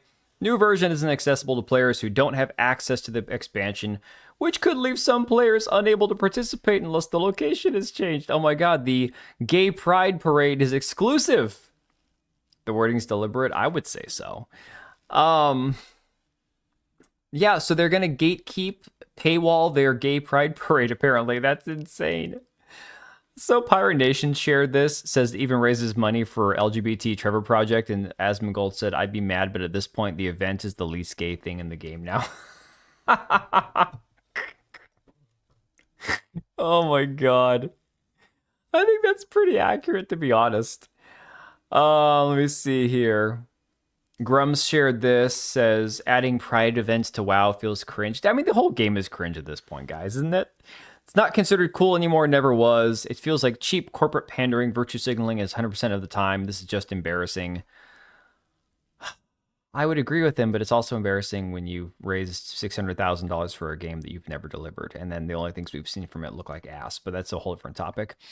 WoW Reforged says those who flaunt their sexuality on a daily basis and sexualize female characters are now saying these topics shouldn't be discussed in a game. Just shut the fuck up. These people are always really well adjusted, aren't they?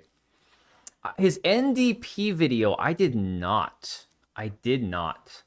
What is NDP? Why do I not know what that is? Let me see. Hang on a second. Let me check this out. Have to watch it? Oh man, I don't know. We'll see how much time we got.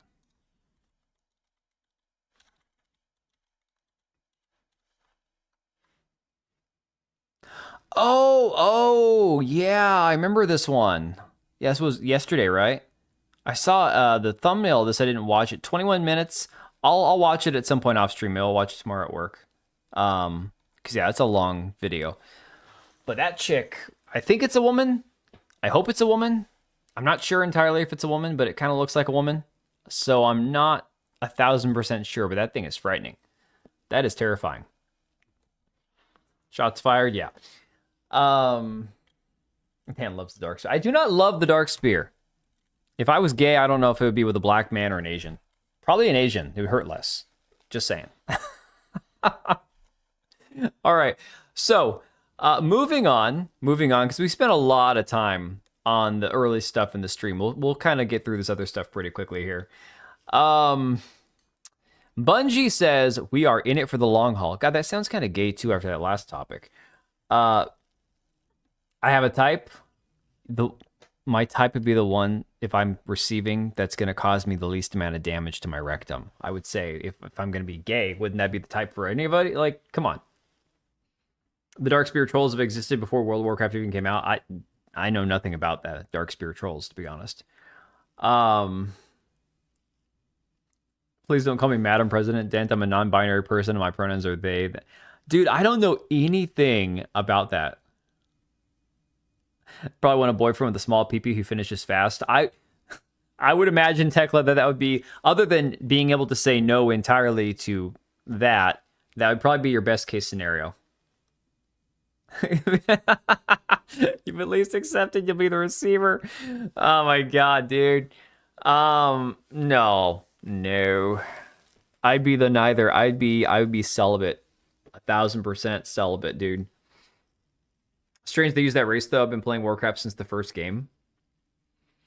That's why gatekeeping works. It reminds me of the first time LGBT freaks tried this nonsense in Dark Souls and Elden Ring. Dude, people have been doing that with Dark Souls and Elden Ring for years.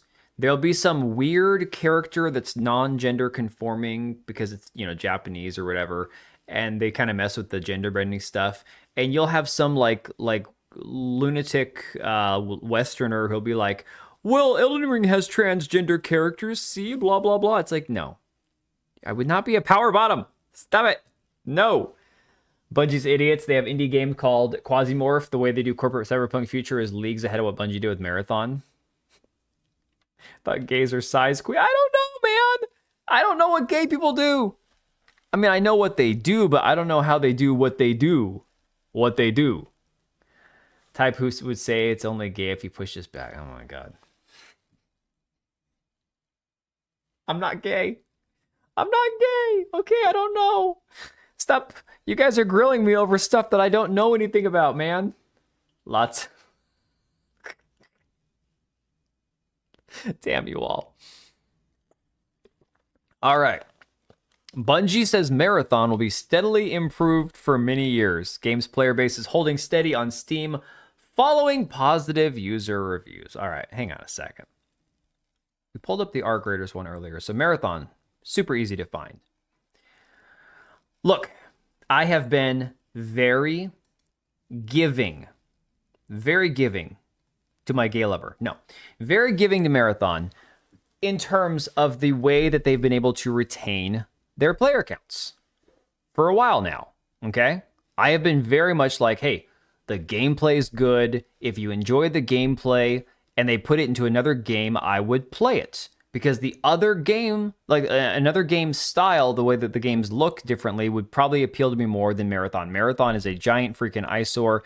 It's not enjoyable to look at, not enjoyable to watch someone else play. Hurts your eyes, hurts your head. It's cluttered, it's messy, it's gross, it's transhuman. I don't like that shit. It's not something I want to watch, right? Nothing stable about Marathon's numbers, exactly. But if we're being honest, okay, it's been weeks, not months, exactly. If we're being honest, explain to me how a game that is primarily played on Steam, we have the numbers, it's probably close to 1 million copies sold. Last week when we talked about this, it was like around 800,000 copies sold on Steam, maybe a little bit more than that. We're probably looking at like 1 million copies. It's probably sold 1 million copies on Steam, all right? If it was any other game from a non-AAA studio that didn't spend hundreds of millions of dollars on it, you could hate the game all you want, you could shit on it all you want, but they could say the game's financially successful, so, you know, whatever. But the game's not, and it probably never will be. And to say the fact that it is... What was the wording they used here? Hang on, let me go back a second. Where is the wording that they used? Player base is holding steady. This is not holding steady. It's just not. There's no way to look at this in a world where you could see that this is like not a downward spiral, okay? Even if you love the game, it's completely dishonest to say holding steady, all right? It's just not. The peak was 88,000. The 24-hour peak, 34,000. Sorry. The glazing is nuts. 40,000 is but a memory now. Yeah. Hit max to see it as a line. Oh, thank you. Yeah, I was thinking about that. Yeah, max to see it as a line. Here you go. Okay? Look at this shit. Let's go from right at the release time. There we go. There's release. So from release to now, it's, yeah. So when you see it in terms of an actual just one-line graph, this is not good. This is not good. Even if the game was good, which, like I said, the gameplay's fine. I have no problem with the gameplay. The only problem I have with the gameplay is people saying, oh, best extraction shooter ever. And the majority of people who say that, I've noticed, are people who are like, I don't usually play extraction shooters. Marathon is my first extraction shooter. And it's always the same people. And then they'll tell you how Marathon's the best thing they've ever played. Shroud will talk about how the game has him by the nuts. Shroud just came out this week, or last week, at the end of last week, and there was a clip of him floating around saying that Crimson Desert has him by the balls. Maybe it's just something Shroud says, or maybe it's the fact that, you know, he's being paid to play these games. I don't know if he is or isn't, but is matchmaking got huge queue times? That's a good question, Black Hat, because I imagine, from what I've heard, it doesn't sound like the queue times are very long. Now, it would make sense because back when the game first launched, the lobbies didn't have many people in them. So the lobbies, you could get more people matched together because they weren't lobbies full of people, right? People said the same about Ark when it came out, though. Sure, but the thing about that, Fizzy, is I think people have quickly realized... Dude, here's the thing about Ark. It is not a PvP-heavy game. Although PvP exists, you can always be backstabbed. You can find lobbies where people predominantly play PvP. But there's always that human element, right? It seems like people who played Marathon predominantly were the ones who just wanted to kill everything, which fair enough. If you want to play extraction shooters like that, you're not going to play Tarkov and likely run into many friendly players, okay? People can play however they want to on Tarkov. It's like any other game. There's proximity chat and whatnot.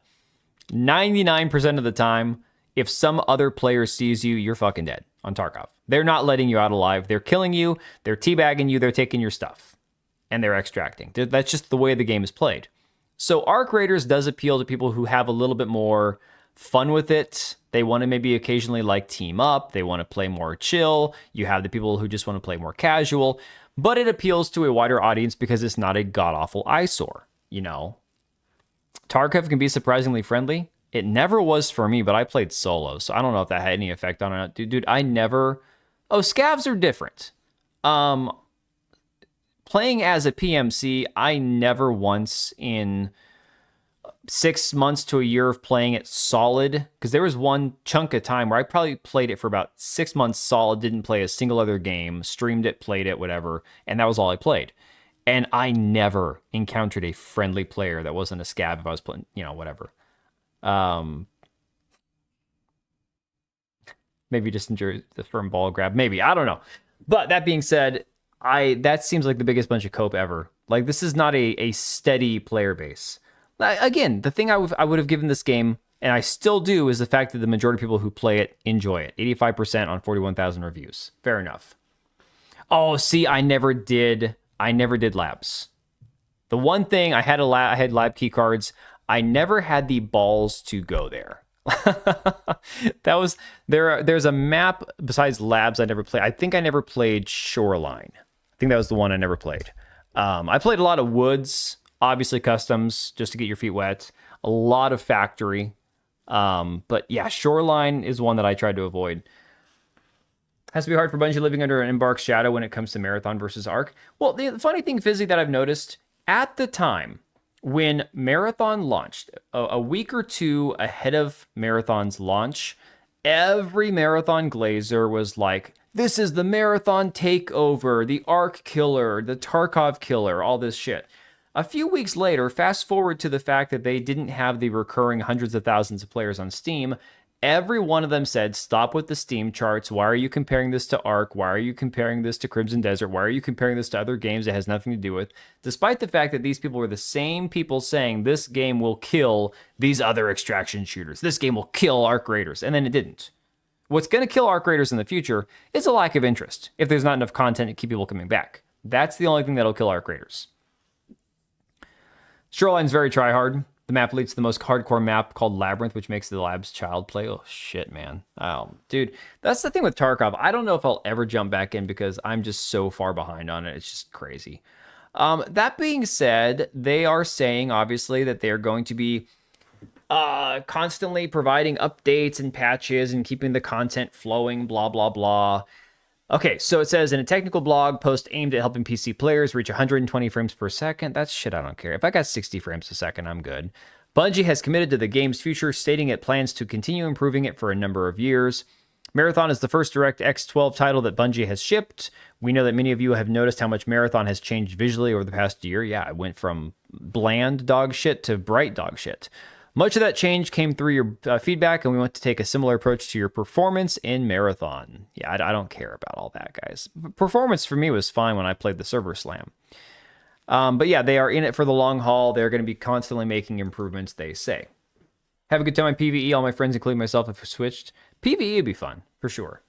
But yeah, you got Insider Gaming giving Marathon an 8, which, again, I think, like I said, if it was based on gameplay, I'd say, sure, 7.5 out of 10, maybe 8. Yeah, I could see that. Bungie fans enjoying Marathon. Oh my god. I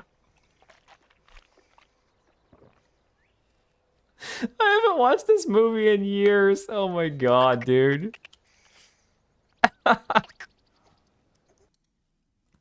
Holy shit.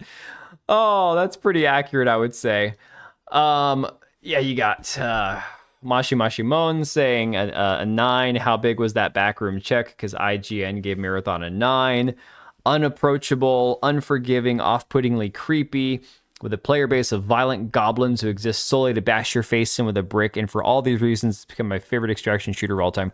What is with... Look, when I've played a variety of games over the years, and there are games that are sweatier than others, this is like how somebody would identify themselves online if they were writing like the biography about themselves as a gamer, right? This is how, like, you know, the people that LARP as the other gender, this is how I imagine they sound in their heads when they're describing themselves to other people. This is such a fucking weird way to talk about the players of a game, in my personal opinion. Make games gay again. Wait, I might have got that wrong. They're already gay, Smeg. Damn it. They're too gay at this point, man. Oh my god. Thank you for the 5, Smeg. No, they're gay enough. They won't. How long is it going to take them to fix the game? I saw Crimson Desert releasing updates and fixes under our noses. Bungie is full of shit. Yeah, exactly. Yeah, they're using the game like an identity. Exactly. And the funny thing is that people like Adam Krigler, who is like right wing, who falls into the group of Marathon Glazers, doesn't seem to understand the thing that so many people are repulsed by Marathon. It's not just the look, it's not just the gameplay, it's not just it's coming down to like the people shilling for the game, the actual audience. Like, you may not engage in the culture war, you might think the culture war is gay and cringe, But truly, the most people I see doing the most amount of like lifting and carrying water for this game, it always tends to be like commie libtard shithead, LARPing as another gender people. It's the weirdest thing, man. Yeah, the marathon has a high score and it has a steep learning curve, but Crimson, they gave a low score for something similar. Exactly. After playing 110 hours of Crimson Desert, mind you, IGN said they played it for 110 hours and came away giving it a 6. Okay, it's insane. So beyond that, you got posts like this saying, and this is exactly it, proof that gaming journalism's dead. IGN owes the entire gaming community a massive apology. You can see here 9 for for Marathon, 6 for Crimson Desert. And this is an interesting one. So I had to fact check this one because I thought this was fascinating. Talking about the way that media covers, certain studios' game releases based on who the publisher is, the developers, based on what platform they're on. It's true, 110 collective hours between multiple journalists. I guess that's fair. So Smash put this out there and it says, former head of GameIndustry.biz, Christopher Dring, thanks Sony for sponsoring the game business venture via LinkedIn post. Is anyone still confused why journos are awkwardly loving Marathon so much? Access Media strikes again. And so this is Christopher Dring saying, happy Monday. 1 year ago, we launched the game business. It's gone by so fast. The most exciting, enjoyable, and exhausting year so far. Some stats, blah, blah, blah. He just kind of fluffs himself, talks about who he's had on his show and all that. To celebrate our anniversary, offering 20% off paid subscriptions, blah, blah, blah. I scroll down here, it says, and I have to thank those who have sponsored us. We wouldn't have been able to do any of that without you. So thank you to Sony, Keyword Studios, and Green Man Gaming. We have some new sponsors coming on board this year too. Now, the game business, I need to check this real quick because I'm very curious. I didn't think about this before the stream. I don't think has any connection to GameIndustry.biz. Let me see here. Well, this links to his Substack. So let me see here.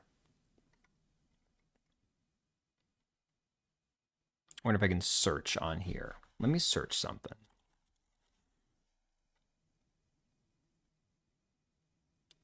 Yeah, this is all going to be paywalled, it looks like. Yeah, there's nothing on the game business that we can actually see because it's all going to be paywalled, right?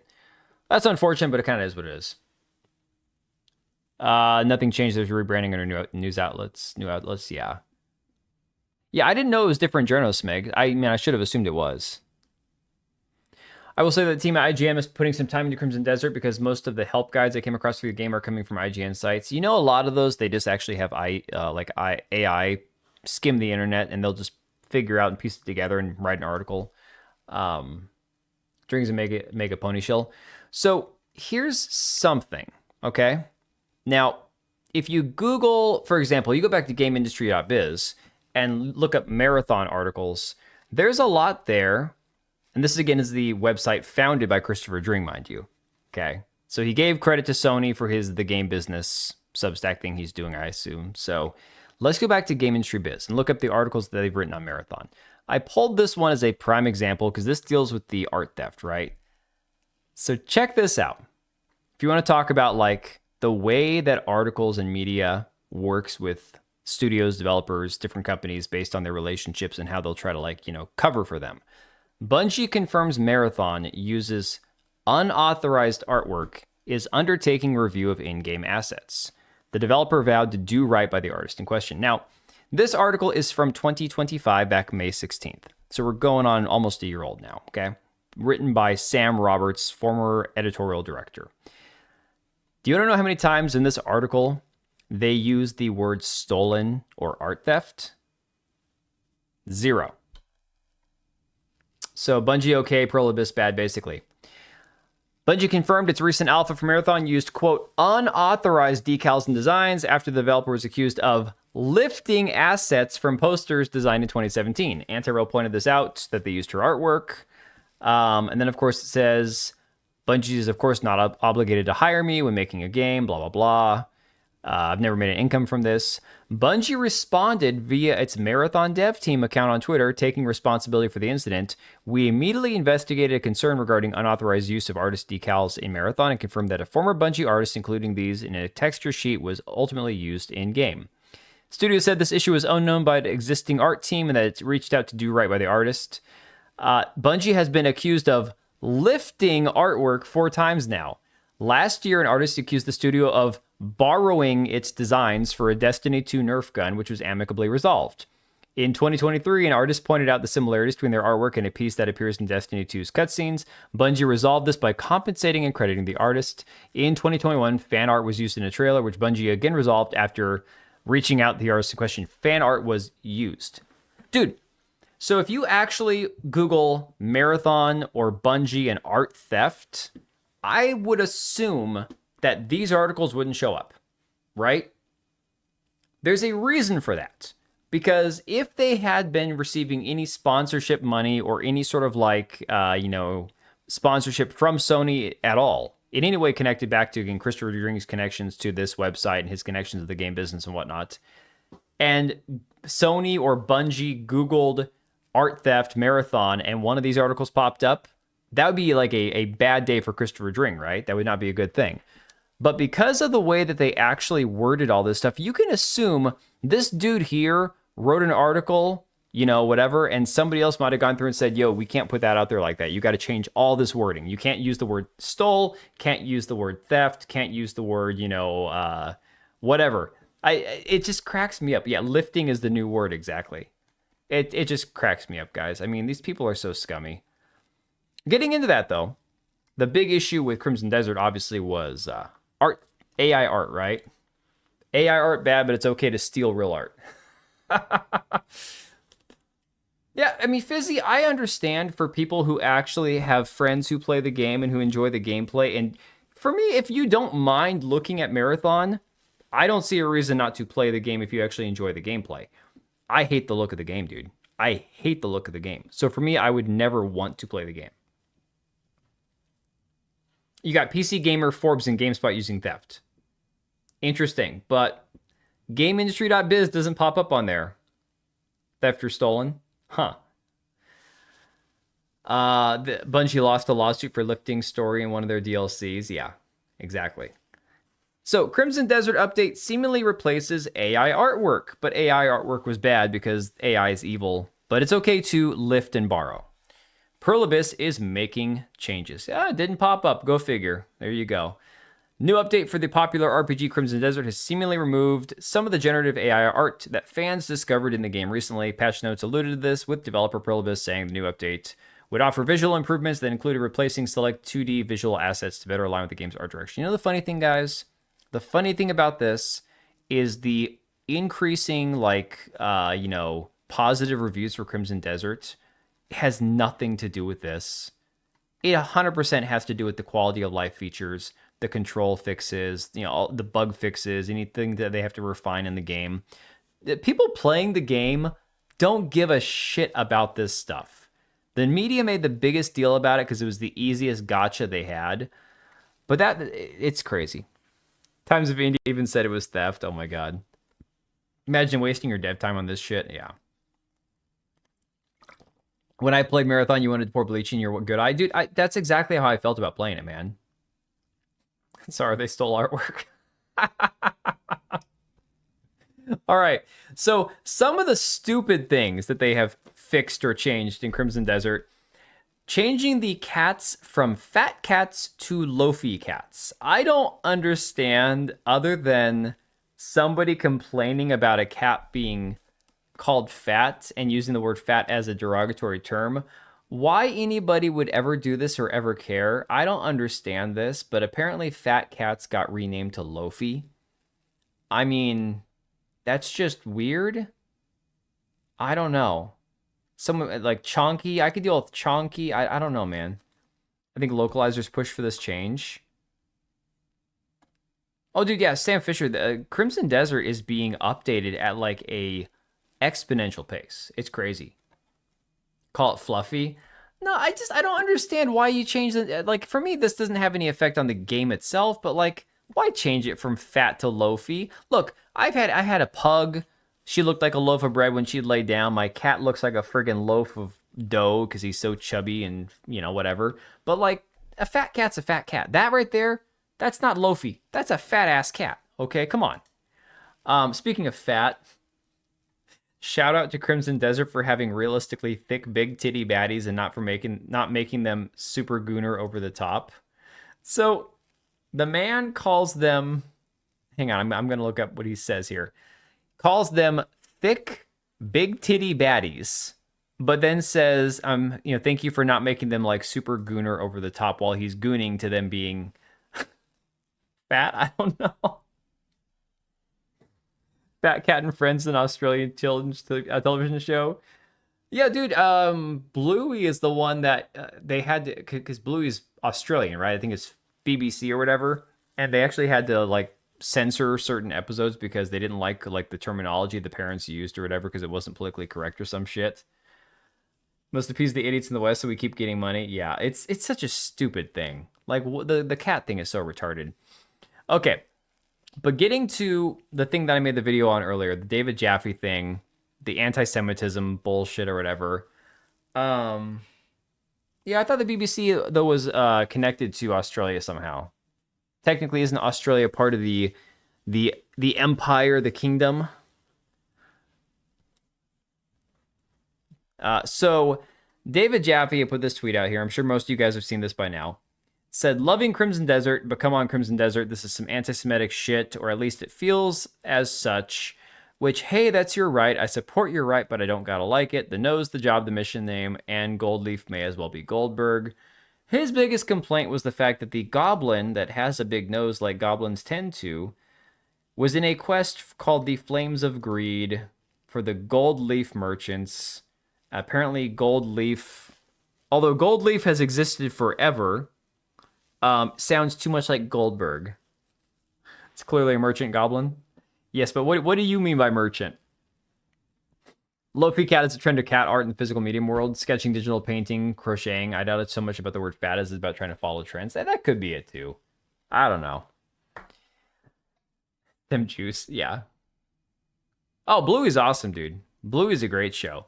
So, I was one of the people that was like, you know what? You're retarded, David, because if you're just looking for anti-Semitism, first off, I'm so tired of the term anti-Semitism.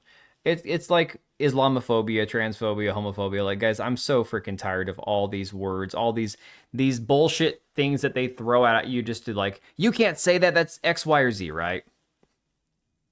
At what point it's not my fault that stereotype goes how it goes.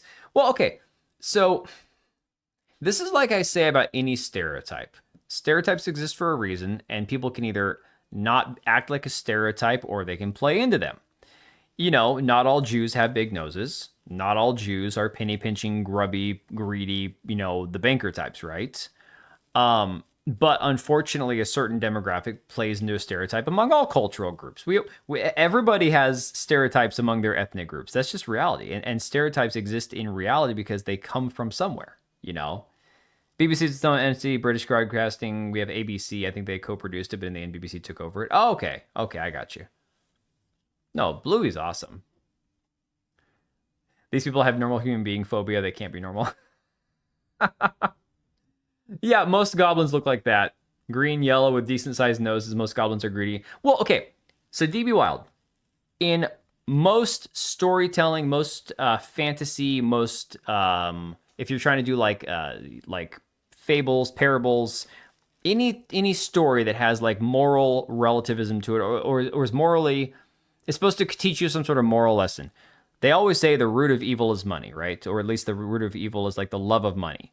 So if you have characters in fantasy, whether it's a dragon, whether it's goblins, whether it's dwarves who go mad like in The Hobbit or whatever, their obsession and love of gems and jewels and money and coins leads them down the path of evil.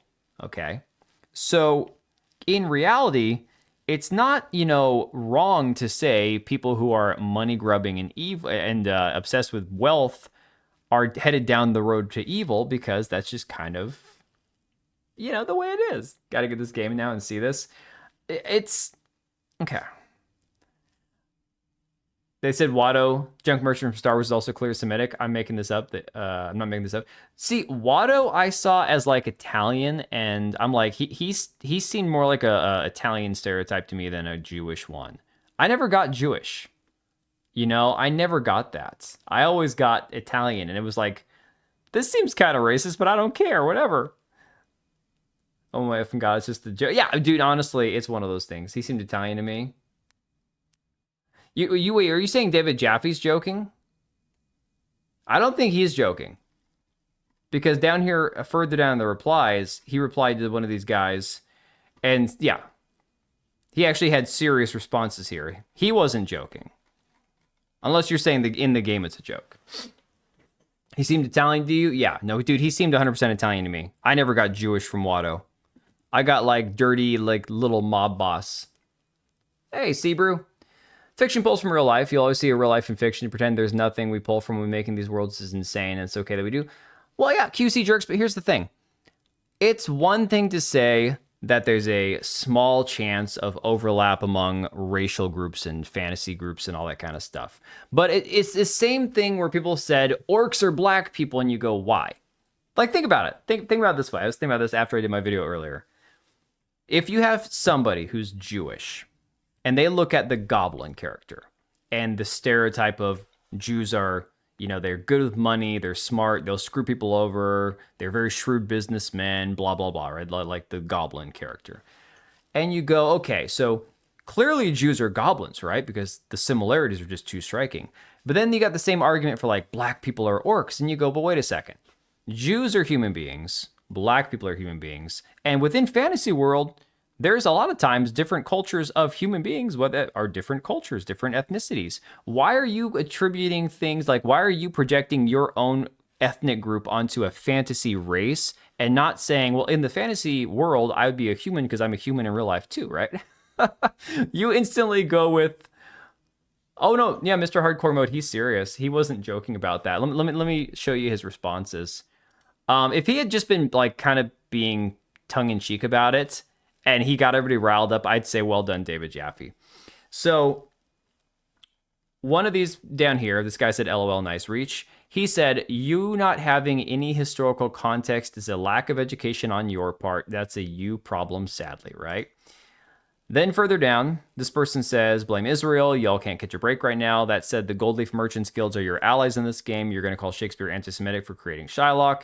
He says, yes. Also, I am not Jewish. I've had the same response if this was anti-Muslim or black or anything like that. Even, I love how he says, even anti-Christian. Even though that's the majority religion here in America, it's just shitty. No, dude, I hate to tell you, man. I'd like to think that once in a while, even David Jaffe could have a sense of humor. But he doesn't, dude. He's just retarded. No, David Jaffe is Ashkenazi Jew, but he's not a practicing Jew. And again, Jew it's a very loose term, right? Because there's like 7 different ways to be Jewish. This all happened because David Jaffe came across a goblin. Right, exactly. So, Legendary Drops quote tweeted Pirate Nation with the screenshot saying his name is Shikatsu, Goldleaf is the name of the trade company, washed game maker, projecting their bad faith interpretation, placing blame, trying to drag the reputation of the studio that found success pathetic, right? In the fantasy world, I'm a Kaji. Yeah, exactly.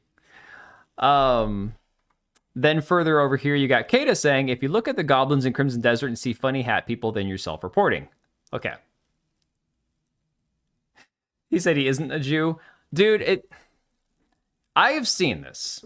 And this is not anti-Jew, anti-Israel, pro-Israel, this is nothing.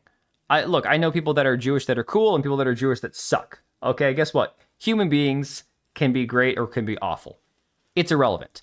The point of the matter is, David Jaffe, I believe, is Jewish, at least according to Wikipedia or whatever, ChatGPT, like you said. And the reality is that there's like a million different ways to be Jewish. But a lot of times you'll see this where, although they look white, Jewish people can claim that they're white, but then claim that they're not if they want to play like the victim card, right? It's unfortunate that tends to be something that pops up. And no, clearly not all people from one demographic do that. Look, there are black people that are cool, and there are black people that do the victim card. You have the same thing with like liberal white women, some gay people, some. It is what it is.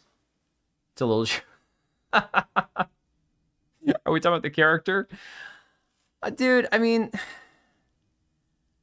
I get the stereotypes. I understand the stereotypes, but believe it or not, when I played the game, the first thing that popped in my head wasn't, oh my god, this goblin's Jewish. I understand the comparison of stereotypes. I get that. I 100% understand it. I'm not going to pretend to not see it. The point is, for me, when I'm playing the game, like this guy right here. Okay, so after Kata said that it's a self-report, he then shared this screenshot of this guy saying, "Are you trying to get us caught? Hush, Grimrack, the back alley merchant, right?" And he's like, "Oh, brother." And then further down, I think he had another one. Someone says the bank teller's even funnier. You found your people. Oh my god. Kata, I thought Kata had another one. Don't know anything on the tunnel. That's having me. I thought it was hilarious. Oh, Jaffe wanted to eat. Oh god, dude. Drunk Savage. Jaffe saying that he would have fucked Marcante. I'm like, oh my god. And saying it to her digital face on a stream. I'm like, wait a second, Alyssa. You hate men and talk about how hot you are and how all these other men are old and aging and balding and ugly. And you're talking to David Jaffe, and he basically said he would straight up have sex with you, and you never once gave him any hell over that. Like, what is wrong with these people? So disgusting. So, another one pointed out, me noticing the Goldleaf Merchant Guild in Crimson Desert are a race of goblins. And again, like, I'm not going to pretend that it's not funny. Like, jokes are a thing. Jokes are funny. Shikatsu, we've never committed any evil ourselves. I get it, guys. Goldleaf, Goldblatt. But the problem I have is, A, everywhere you look for it, you're going to see it. And B, actually acting offended over it. Like, do I think the Korean devs of this game said, hey, let's make goblins and try as hard to make it coded for Jewish people? No, I 100% do not believe the Korean devs of this game had any intention of making the goblins seem Jewish, right? He had a thing for Vera too. Dude, he's disgusting. I'm not saying that about Vera, obviously, but I'm just saying, David, he would probably fuck anything. Goblins have never had small noses as far as I'm aware. You know? No, Geek, he's happy with the decisions his child has made. Because he was simping. Simping's okay. Yeah. Creepiest man in the industry, 55 years old. You know, Lugia, I don't think Master of the TDS has had anything to say about this. And that's exactly my point. There can be Jewish people who are just doing their thing and not freaking out every time that this kind of shit comes up. You know, the only time that I've seen anything really come up with them about being Jewish was like when John De La Rose tried to play but what if I'm being treated like the Holocaust guys, and when JDA is, you know, I know everything that he thinks about those kind of things, and I'm not getting into that crap. I'm not sharing my opinion on any of it. I'm just saying I know what he thinks about it. It was obvious that he was just trying to bait them with it, which is stupid. It's a stupid thing to do. Every single paradigm fits. Only art depiction of goblins with smaller noses in the Pathfinder games. Most are drawn without noses at all, only tiny little nostrils. So it's, oh yeah. Oh, actually, I think in Lord of the Rings, in the films, I don't know how they're described in the books. I want to say in the films, goblins don't actually have a nose. I can't remember if orcs have noses or not. But the goblins in Moria that I remember them doing like close-up shots of, I think only had like little nose slits, right? Oh yeah, Sam Fisher, I know that they hate the Eastern devs. Dude, I know that for a fact. I mean, we've seen this with every Eastern game. Dude, there's a new... I don't want to say conspiracy, because I hate the whole conspiracy thing. Jewish people like gays can be that and not make their entire identity. Right, exactly.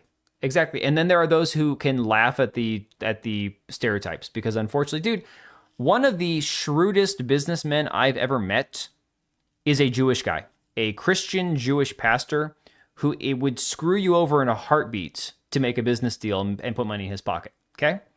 His daughter, up until a couple of years ago, worked for me for our family's business, and she is exactly the same way. And very proud of the fact that she's Jewish, okay? Some people embrace the stereotype, don't live out the stereotype, reject the stereotype, but anybody at any point can act stereotypical, you know? It's a person by person, case by case basis. Well, Jewish ethnically, Christian religiously. So I guess the way they call those Messianic Jews or whatever, people that follow Jewish law but believe Jesus was the Son of God. So does Ben Shapiro like this game? Ben Shapiro doesn't like video games, man. Ben Shapiro probably hates video games more than Matt Walsh pretends to. Because you know Matt Walsh. You know Matt Walsh, if you could sit him down and like get a few beers in him, you could probably get him to play Halo with you or some shit like that. I guarantee it.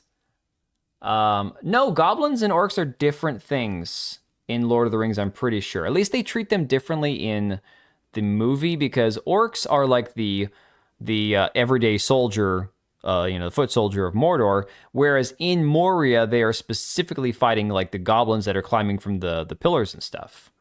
Now, I can't remember about the books. I can't remember if in the books there's any distinguished, like any... I want to play with Ben Shapiro's sister. Hey, calm down. I think she's married. Matt Walsh, dude. Matt Walsh has great days and really terrible days. Oh, yeah, they took massive liberties. I don't think in the book they distinguish at all between them. I got them on my shelf. When I finish the Witcher series, I'm going to go back and read through Silmarillion, Lord of the Rings, Hobbit, all those, and then move on to something else. It's all in how you say it, right? Are the goblins in Harry Potter rich? The goblins are the bankers in Harry Potter. So, Lugia, that's one more of these things, like I talked about, where they say orcs are black people, the goblins in Harry Potter are racist because they're the bankers, they're Jewish, right? Oh yeah, I see you guys over on Kick also. I'm sorry, guys. I see the Kick chat, it's just not always popping up for me. Happy to report that the Goldleaf Merchant Guild in Crimson Desert are a race of goblins that strike this pose. Oh my god. Really? Right in front of my coin clipping? Oh, the bank. Wow. Okay, hang on a sec. I think there's another one here. Yeah, incredible. We've never committed any evil ourselves. But again, to the point that they've made before about specifically this game, whether or not you want to draw like racial comparisons and stereotypes and say, well, this is very stereotypically a Jewish person. Look at his beard, look at his nose, right? The reality is, this dude is the good guy in the game, okay? So it's not one of these things where they're trying to portray him as this evil, nasty, dirty Jew, basically. Hey, Wagon Burner. Were you on Twitter a second ago? Oh, I thought I saw you on there. Oh, yeah, World of Warcraft is going to have Pride Parades now, starting in June, dude. Does BuNet like this game? I'm racist to Kick chat. Damn straight I am. Oh my god, Cliff, I need you to venture into the tunnels and shut down the Goy beam. Oh my god. Dude, this is something in the game. This game's got everything, doesn't it? This is awesome. Guys, I'm never going to finish this game, but I'm going to have fun attempting to. Like, yo. It's 5 games in 1. You're not even kidding, man. Mr. Hardcore Mode, how many hours do you have in this game at this point now? Because I know that I'll never get around to finishing it. My Aryan-looking ass can't even grow a beard at 44. Yeah, Mission Impossible. Oh, that's the Alyssa Smash lawsuit. I don't think I want to get into that tonight. Didn't Pokemon get crap when they had that long-nosed yellow guy who used manipulation for his deck? I want to say yes. Although Pokemon also got into issue with that LARPing dude who thought he was a chick. That's the accessibility consultant that was hired for Life is Strange and Dragon Age Veilguard. Can't remember the dude's name right now. I've written about him. I've recorded videos about him.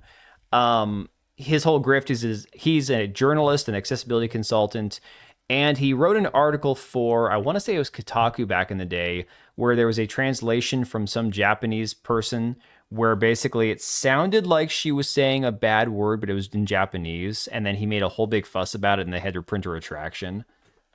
110, dude, I'm only at like 20-something. Where was David with Disney's Star Wars The Last Jedi? People controlling both sides of the war are literally copy-paste stereotype. Dude, how about the plot for, name of the movie, Zootopia. I don't know if you guys, anyone that has kids or has nephews and nieces that has watched this movie with them. Zootopia came out 8 years ago. They finally had a sequel come out. Movie about how there's a... city where all the animals live, right? So all the animals coexist in peace, okay?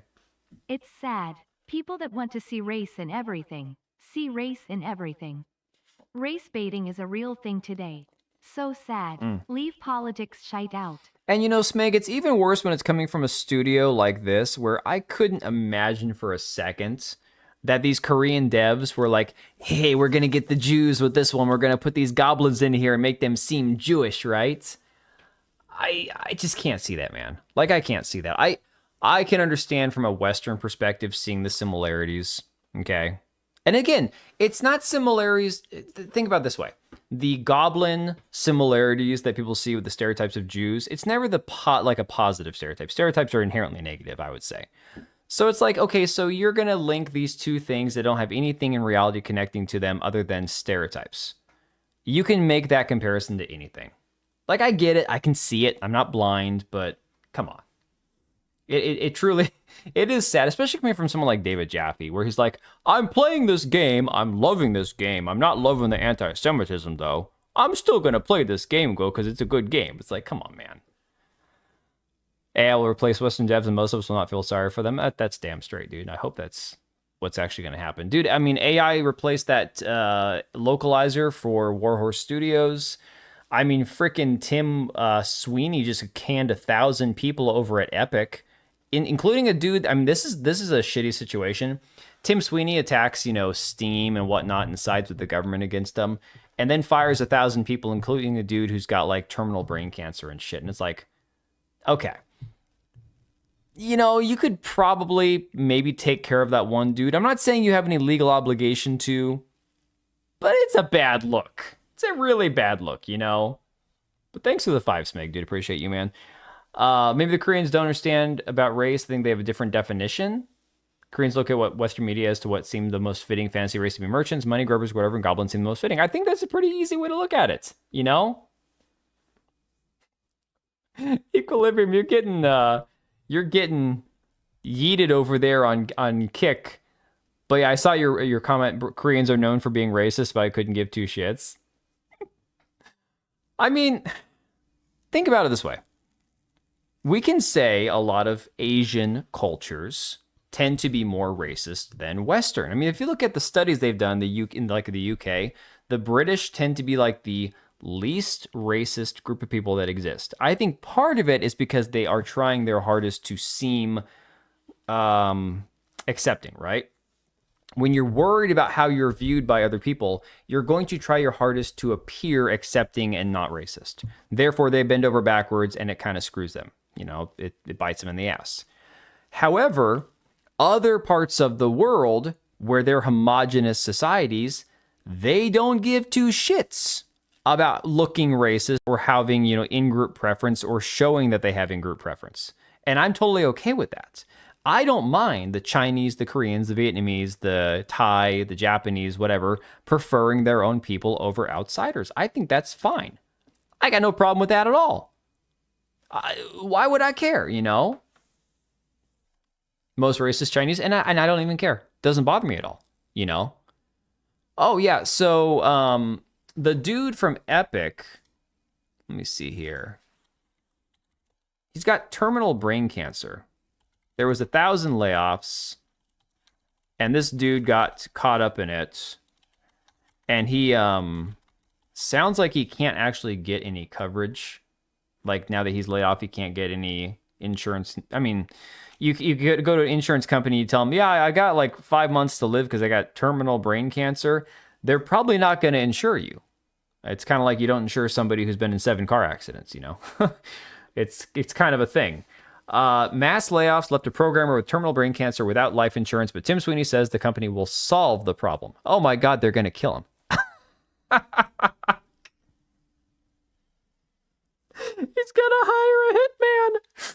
Oh my God, he's gonna get the Clintons to take this guy out. Oh my God, they're gonna solve it. Whew. Oh man. I think Japanese are accepting if you assimilate.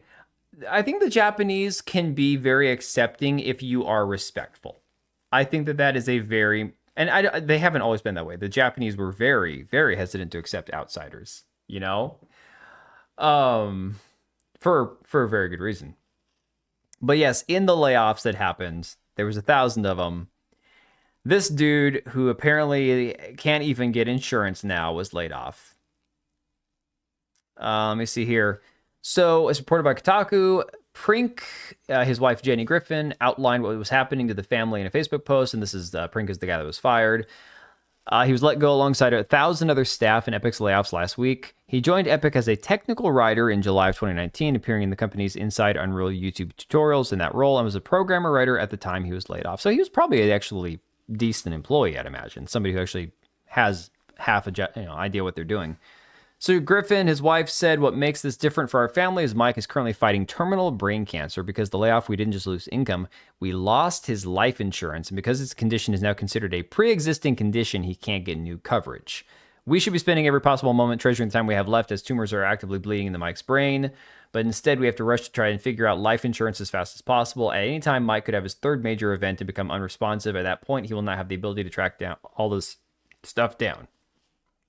In his letter announcing the layoffs, Tim Sweeney wrote that staff affected by the cuts will receive a severance package, includes at least 4 months of base pay, more based on tenure and having their company paid healthcare coverage extended. He has since responded, writing that Epic is in contact with the family and will solve the insurance for them. It's like, you don't, dude, Tim, I'm not advocating for every billionaire that exists to dip into his own pockets to solve world hunger or some shit, but just float the guy $1 million for his family and call it good, dude. Like, come on. Like, whatever. I learned from WH Heifu was when they were referring to my niece and nephew. Oh, what the hell that was. Okay. Only opened their wall about 15 years ago. Everything I've seen interact with manners make it the man in Japan. I had manners and they loved trying to talk to me. After figuring out his insurance situation, I'd be 100% be off social media, soak up life. Oh, dude, for sure. If I was him and I knew I only had a few months left to live and I knew that my family was then going to be taken care of, after resolving this shit, it'd be like, okay, we're going to go try to have the least stressful next month of our life and do whatever it is that I feel like it's going to take to fulfill my life while I'm still here, and that's about it. I don't know why the heck they kept bringing up that they were mixed race. So we're talking about the Japanese. Oh, because your niece and nephew were mixed race. Well, dude, Asian culture is typically, compared to a lot of like the Western view of it, as far as I know, Asian cultures are very aggressively anti-race mixing. I'm not taking my shirt off, man. Good God, you never quit. It's hard to evaluate every person who gets fired has to get special treatment because of illness. I don't think that was in their mind during firings. No, Smegan, I don't look at this and go, you deserve special treatment over some other employee for X, Y, or whatever is reason. But it does, I'm saying from the company perspective, it's a really bad look. Like there's no way to make this not look terrible for them. Now they might not care about optics. Who knows? No mercy. Oh man. All right. That being said, guys, it's not even late. It's 11:35. I can go rest a little bit, read a book for a few minutes, and get some sleep. My son's got a game tomorrow night at 7. Other son's got batting cages for his team. Don't have to take him anywhere. I might be able to just chill for the next 20 minutes and get some rest. Could be a man and stay. But I've gone through everything I wanted to cover, man. Like I said, I had some stuff on the Smash JT lawsuit situation, but I don't have everything I wanted to have ready to go. So I don't really want to talk about any of those updates until we have watch for them tunnels. Yeah, it's too late for me to play Crimson Desert, man. It's too late for me to actually boot the game up and really have any time. There's just no time, man. And I'm not watching a 21-minute video right now, dude. Read Milking Farm for us. No, dude, honestly, I've discovered something that apparently the Witcher books are disturbing enough as it is. Not even like the Milking Farm way, but here's the thing. Let's sidetrack. We're going to sidetrack. Hey, Truth. Here's the thing about books like the Witcher series.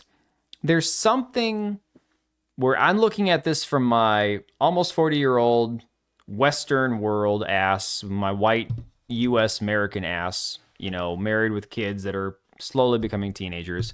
And when I can wrap my head around the idea that in the Dark Ages or anything that's like adjacent to that in fantasy, age is just a number for a lot of these worlds, these civilizations that existed. For a lot of places, if you were old enough to have kids, you were probably getting married off and having kids shortly after, right? So people getting married off in like their early teens and shit, having kids at like 15, that was a survival thing at some point in society.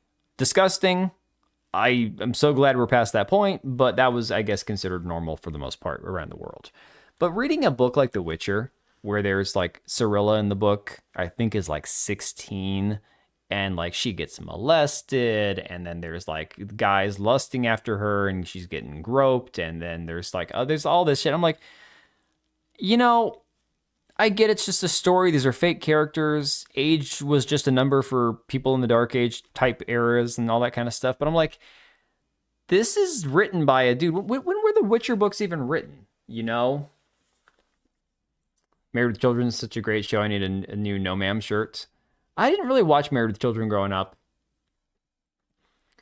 Well, yeah, no, I know that it was considered normal then. People have kids at 15 now. They shouldn't, though. I saw that BBC nonsense about dogs. Are we talking about, hey, Empress, are we talking about the whole, the Muslims not liking dogs and wanting them to get rid of dogs? What are we talking about? That's why journos hated Sapkowski. I know I've been tricked to keep talking, but this is just the thing I was thinking about. Take my shirt off for my wife. I already did that last night. No, so when were the Witcher books written? Hang on.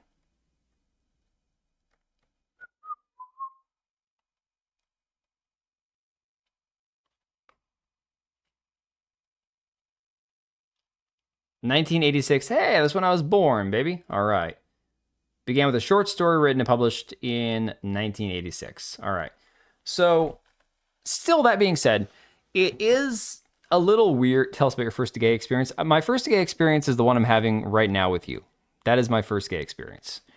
No, so it's not that I can't separate fiction from reality, and I can't realize that he's writing from the perspective of people who would have existed more similarly to like what we had in the Dark Ages, where things went differently with different age people. It's still kind of gross to read it. I don't know. Still kind of weird. Not gonna lie. It's strange. I nearly finished primary school when you were born. Can't help it. We can't all be perfect, man. Can't all be perfect. 86, baby. I wouldn't have it any other way, dude. Love dogs. Just can't have a proper dog in my apartment. I had 2 golden retrievers. Yeah, dude, honestly, apartment living with dogs is tough. The biggest thing I had in my previous place was a pug. And my dog now is actually, he's probably the size my pug was, but is like 8 pounds lighter because my pug is fat, you know? Yeah, subscribe to my OnlyFeed account. Exactly. Been brain broke by feminist ideology. That's got to be it, man. That's got to be it. So when I'm grossed out about a 15-year-old getting molested in a book, that's feminist ideology speaking. May I suggest to you Morning Glory Milking Farm instead? Fuck no. No. Made propaganda by people loving their dogs so much and how it's affecting those who are allergic or afraid of them. Dude, honestly, I have friends that, the ones that actually our kids had a sleepover with them when they came over a couple days ago. And one of their kids has allergies or whatnot. Like, they don't have pets, so it's like, I got 2 dogs and a cat, or 2 cats and a dog. And so when they come over, it's like, well, I'm not locking the animals up. We vacuum, we mop the floor. That's about the best I can do. Take an allergy pill, you know? It's like, whatever, man. Are you saying it wasn't in there, like you'd rather he didn't put it in, or that it should be changed for your modern sensibilities? Oh my God. No, I'm saying it's just gross. It doesn't stop me from reading the book. It doesn't stop any of those things. It just makes me, I'm not going to do the retarded thing and say it gives me the ick. Yo, Smash just joined. Oh my God, dude. Thanks for the raid, buddy. Appreciate you, man. Hey, King Alcolored. How you doing, buddy? Have I read what? Milking Farm? No, dude, I have seen excerpts from Milking Farm, and it's like, yeah. It grosses and makes you feel a certain way. Sounds like the author did his job. Right, Korean Cowboy. I'm not complaining about the book itself. It's just like, I don't know. It's that weird reality that to have compelling stories and to have things that make you feel something, sometimes you have to write things or think of things that are definitely a little more gritty and gruesome and dark. And a lot of times, look at Stephen King's books, okay? Prime example. At some point in his mind, Stephen King had the thought, I should write a book where I have an orgy with children, okay? And that son of a bitch put that into a book. Now, I didn't read the book. I've seen the movie, that's it. I don't know anything about how graphic or disgusting this scene is or how it's described in the book. All I know is I look at a guy that looks like Stephen King and go, yeah, I could see you writing that, right? Gets rated in the Conversations Milking Farm. Nah, I mean, I brought it on myself, dude. Just like some actors who play villains too, we hate the character. Right. I mean, dude, for real. For real. Sapkowski's a horny old man. What can you do? Yeah. I feel like a lot of people in Hollywood have that thought. You're not wrong, dude. I wanted to go to bed. I'm still going to go to bed in a few minutes, dude. Like I said, we finished up all of our topics early, so if we just sit and chat for a minute, I'm cool with that. Besides, I can still read for a few minutes. It's only 11:45. I'm used to not falling asleep till like 1 o'clock in the morning anyways, so what's a difference of a few minutes, you know? Go to bed. We enjoying running the time down. It's fine. I'll live. Most of the Hollywood types are PDFs. Yeah. Age talk and how comfortable it can be makes me wonder if they're Amish that live around where you are. It's sort of age ignorance is pretty firm in their culture. There aren't many Amish that I'm aware of in Washington. We have some Mennonite types, you know, like the super religious Christian types where the women all wear floor length denim gowns and stuff and shit. But I don't know about Amish in Washington. Jaffe saw Jews everywhere. He played Crimson Desert and thought the Goblin was Jewish, man. I don't know. I did prep my Crimson Desert stream if you decide to read. Oh, fair enough. I could do that. I could, bow out and push everyone else onto you. Don't read into that. I'm not implying anything. Maybe we'll do that because I should get some sleep, guys. I probably should go to bed pretty soon here because it is going to be a long week. My son, we have to do travel for him on Saturday. We're going to be gone for like 10 hours. Probably not get home until like, 10 o'clock at night. Yeah, it's going to be a long week. So, all right, let me get the stream set to offload all of you guys. I am pimping her out. I'm going to offload all of you onto Empress's stream. I am going to hit the hay. All I got to do is walk the dog, take off my slippers, and climb into bed and read until I am ready to go to sleep. Be safer if we just don't round them all up, put them in a separate place from all these terrible people so they could find peace. I'm not even touching that one, dude. I am not touching that one at all. Not going anywhere near that one. So. All right, redirect is all set up. You guys are going to be redirected to Empress's stream where it looks like she's getting ready to stream Crimson Desert. You wanted to end the stream with a banger? I don't have any bangers, man. I got nothing tonight. Let me work on some bangers. Let me talk with DB Wild behind the scenes. See how he does his AI music and shit. Let's work out some stuff. Maybe I can add some parody music or some shit to the stream. I don't know. We'll figure something out. In the meantime, guys, thank you all for hanging. The super chats, memberships, thank you, Smash, for the raid. Thank you guys just for being here and hanging out. This is one of those ones where I honestly wasn't even sure. Like, dude, before the stream started, I was so damn tired. I almost didn't stream tonight. About 10 minutes beforehand, I'm like, fuck it, we're just going to do it. So, oh, it's only great because you guys showed up. Literally, it's not me sucking up to you dudes. That's just honestly, it wouldn't be this without any of you guys showing up here. So, y'all have a good one. Like I said, stream will be redirected over to Empress's Crimson Desert stream, which should be ready in a few minutes. And I'm going to get some sleep, guys. Take it easy. Have a good one. I'll probably try to stream Wednesday night. Maybe we can do some games or some shit. Take it easy, guys. Oh, yeah, that game. I'll look at picking it up for Friday. I think that's probably a fun idea. So, something to look forward to.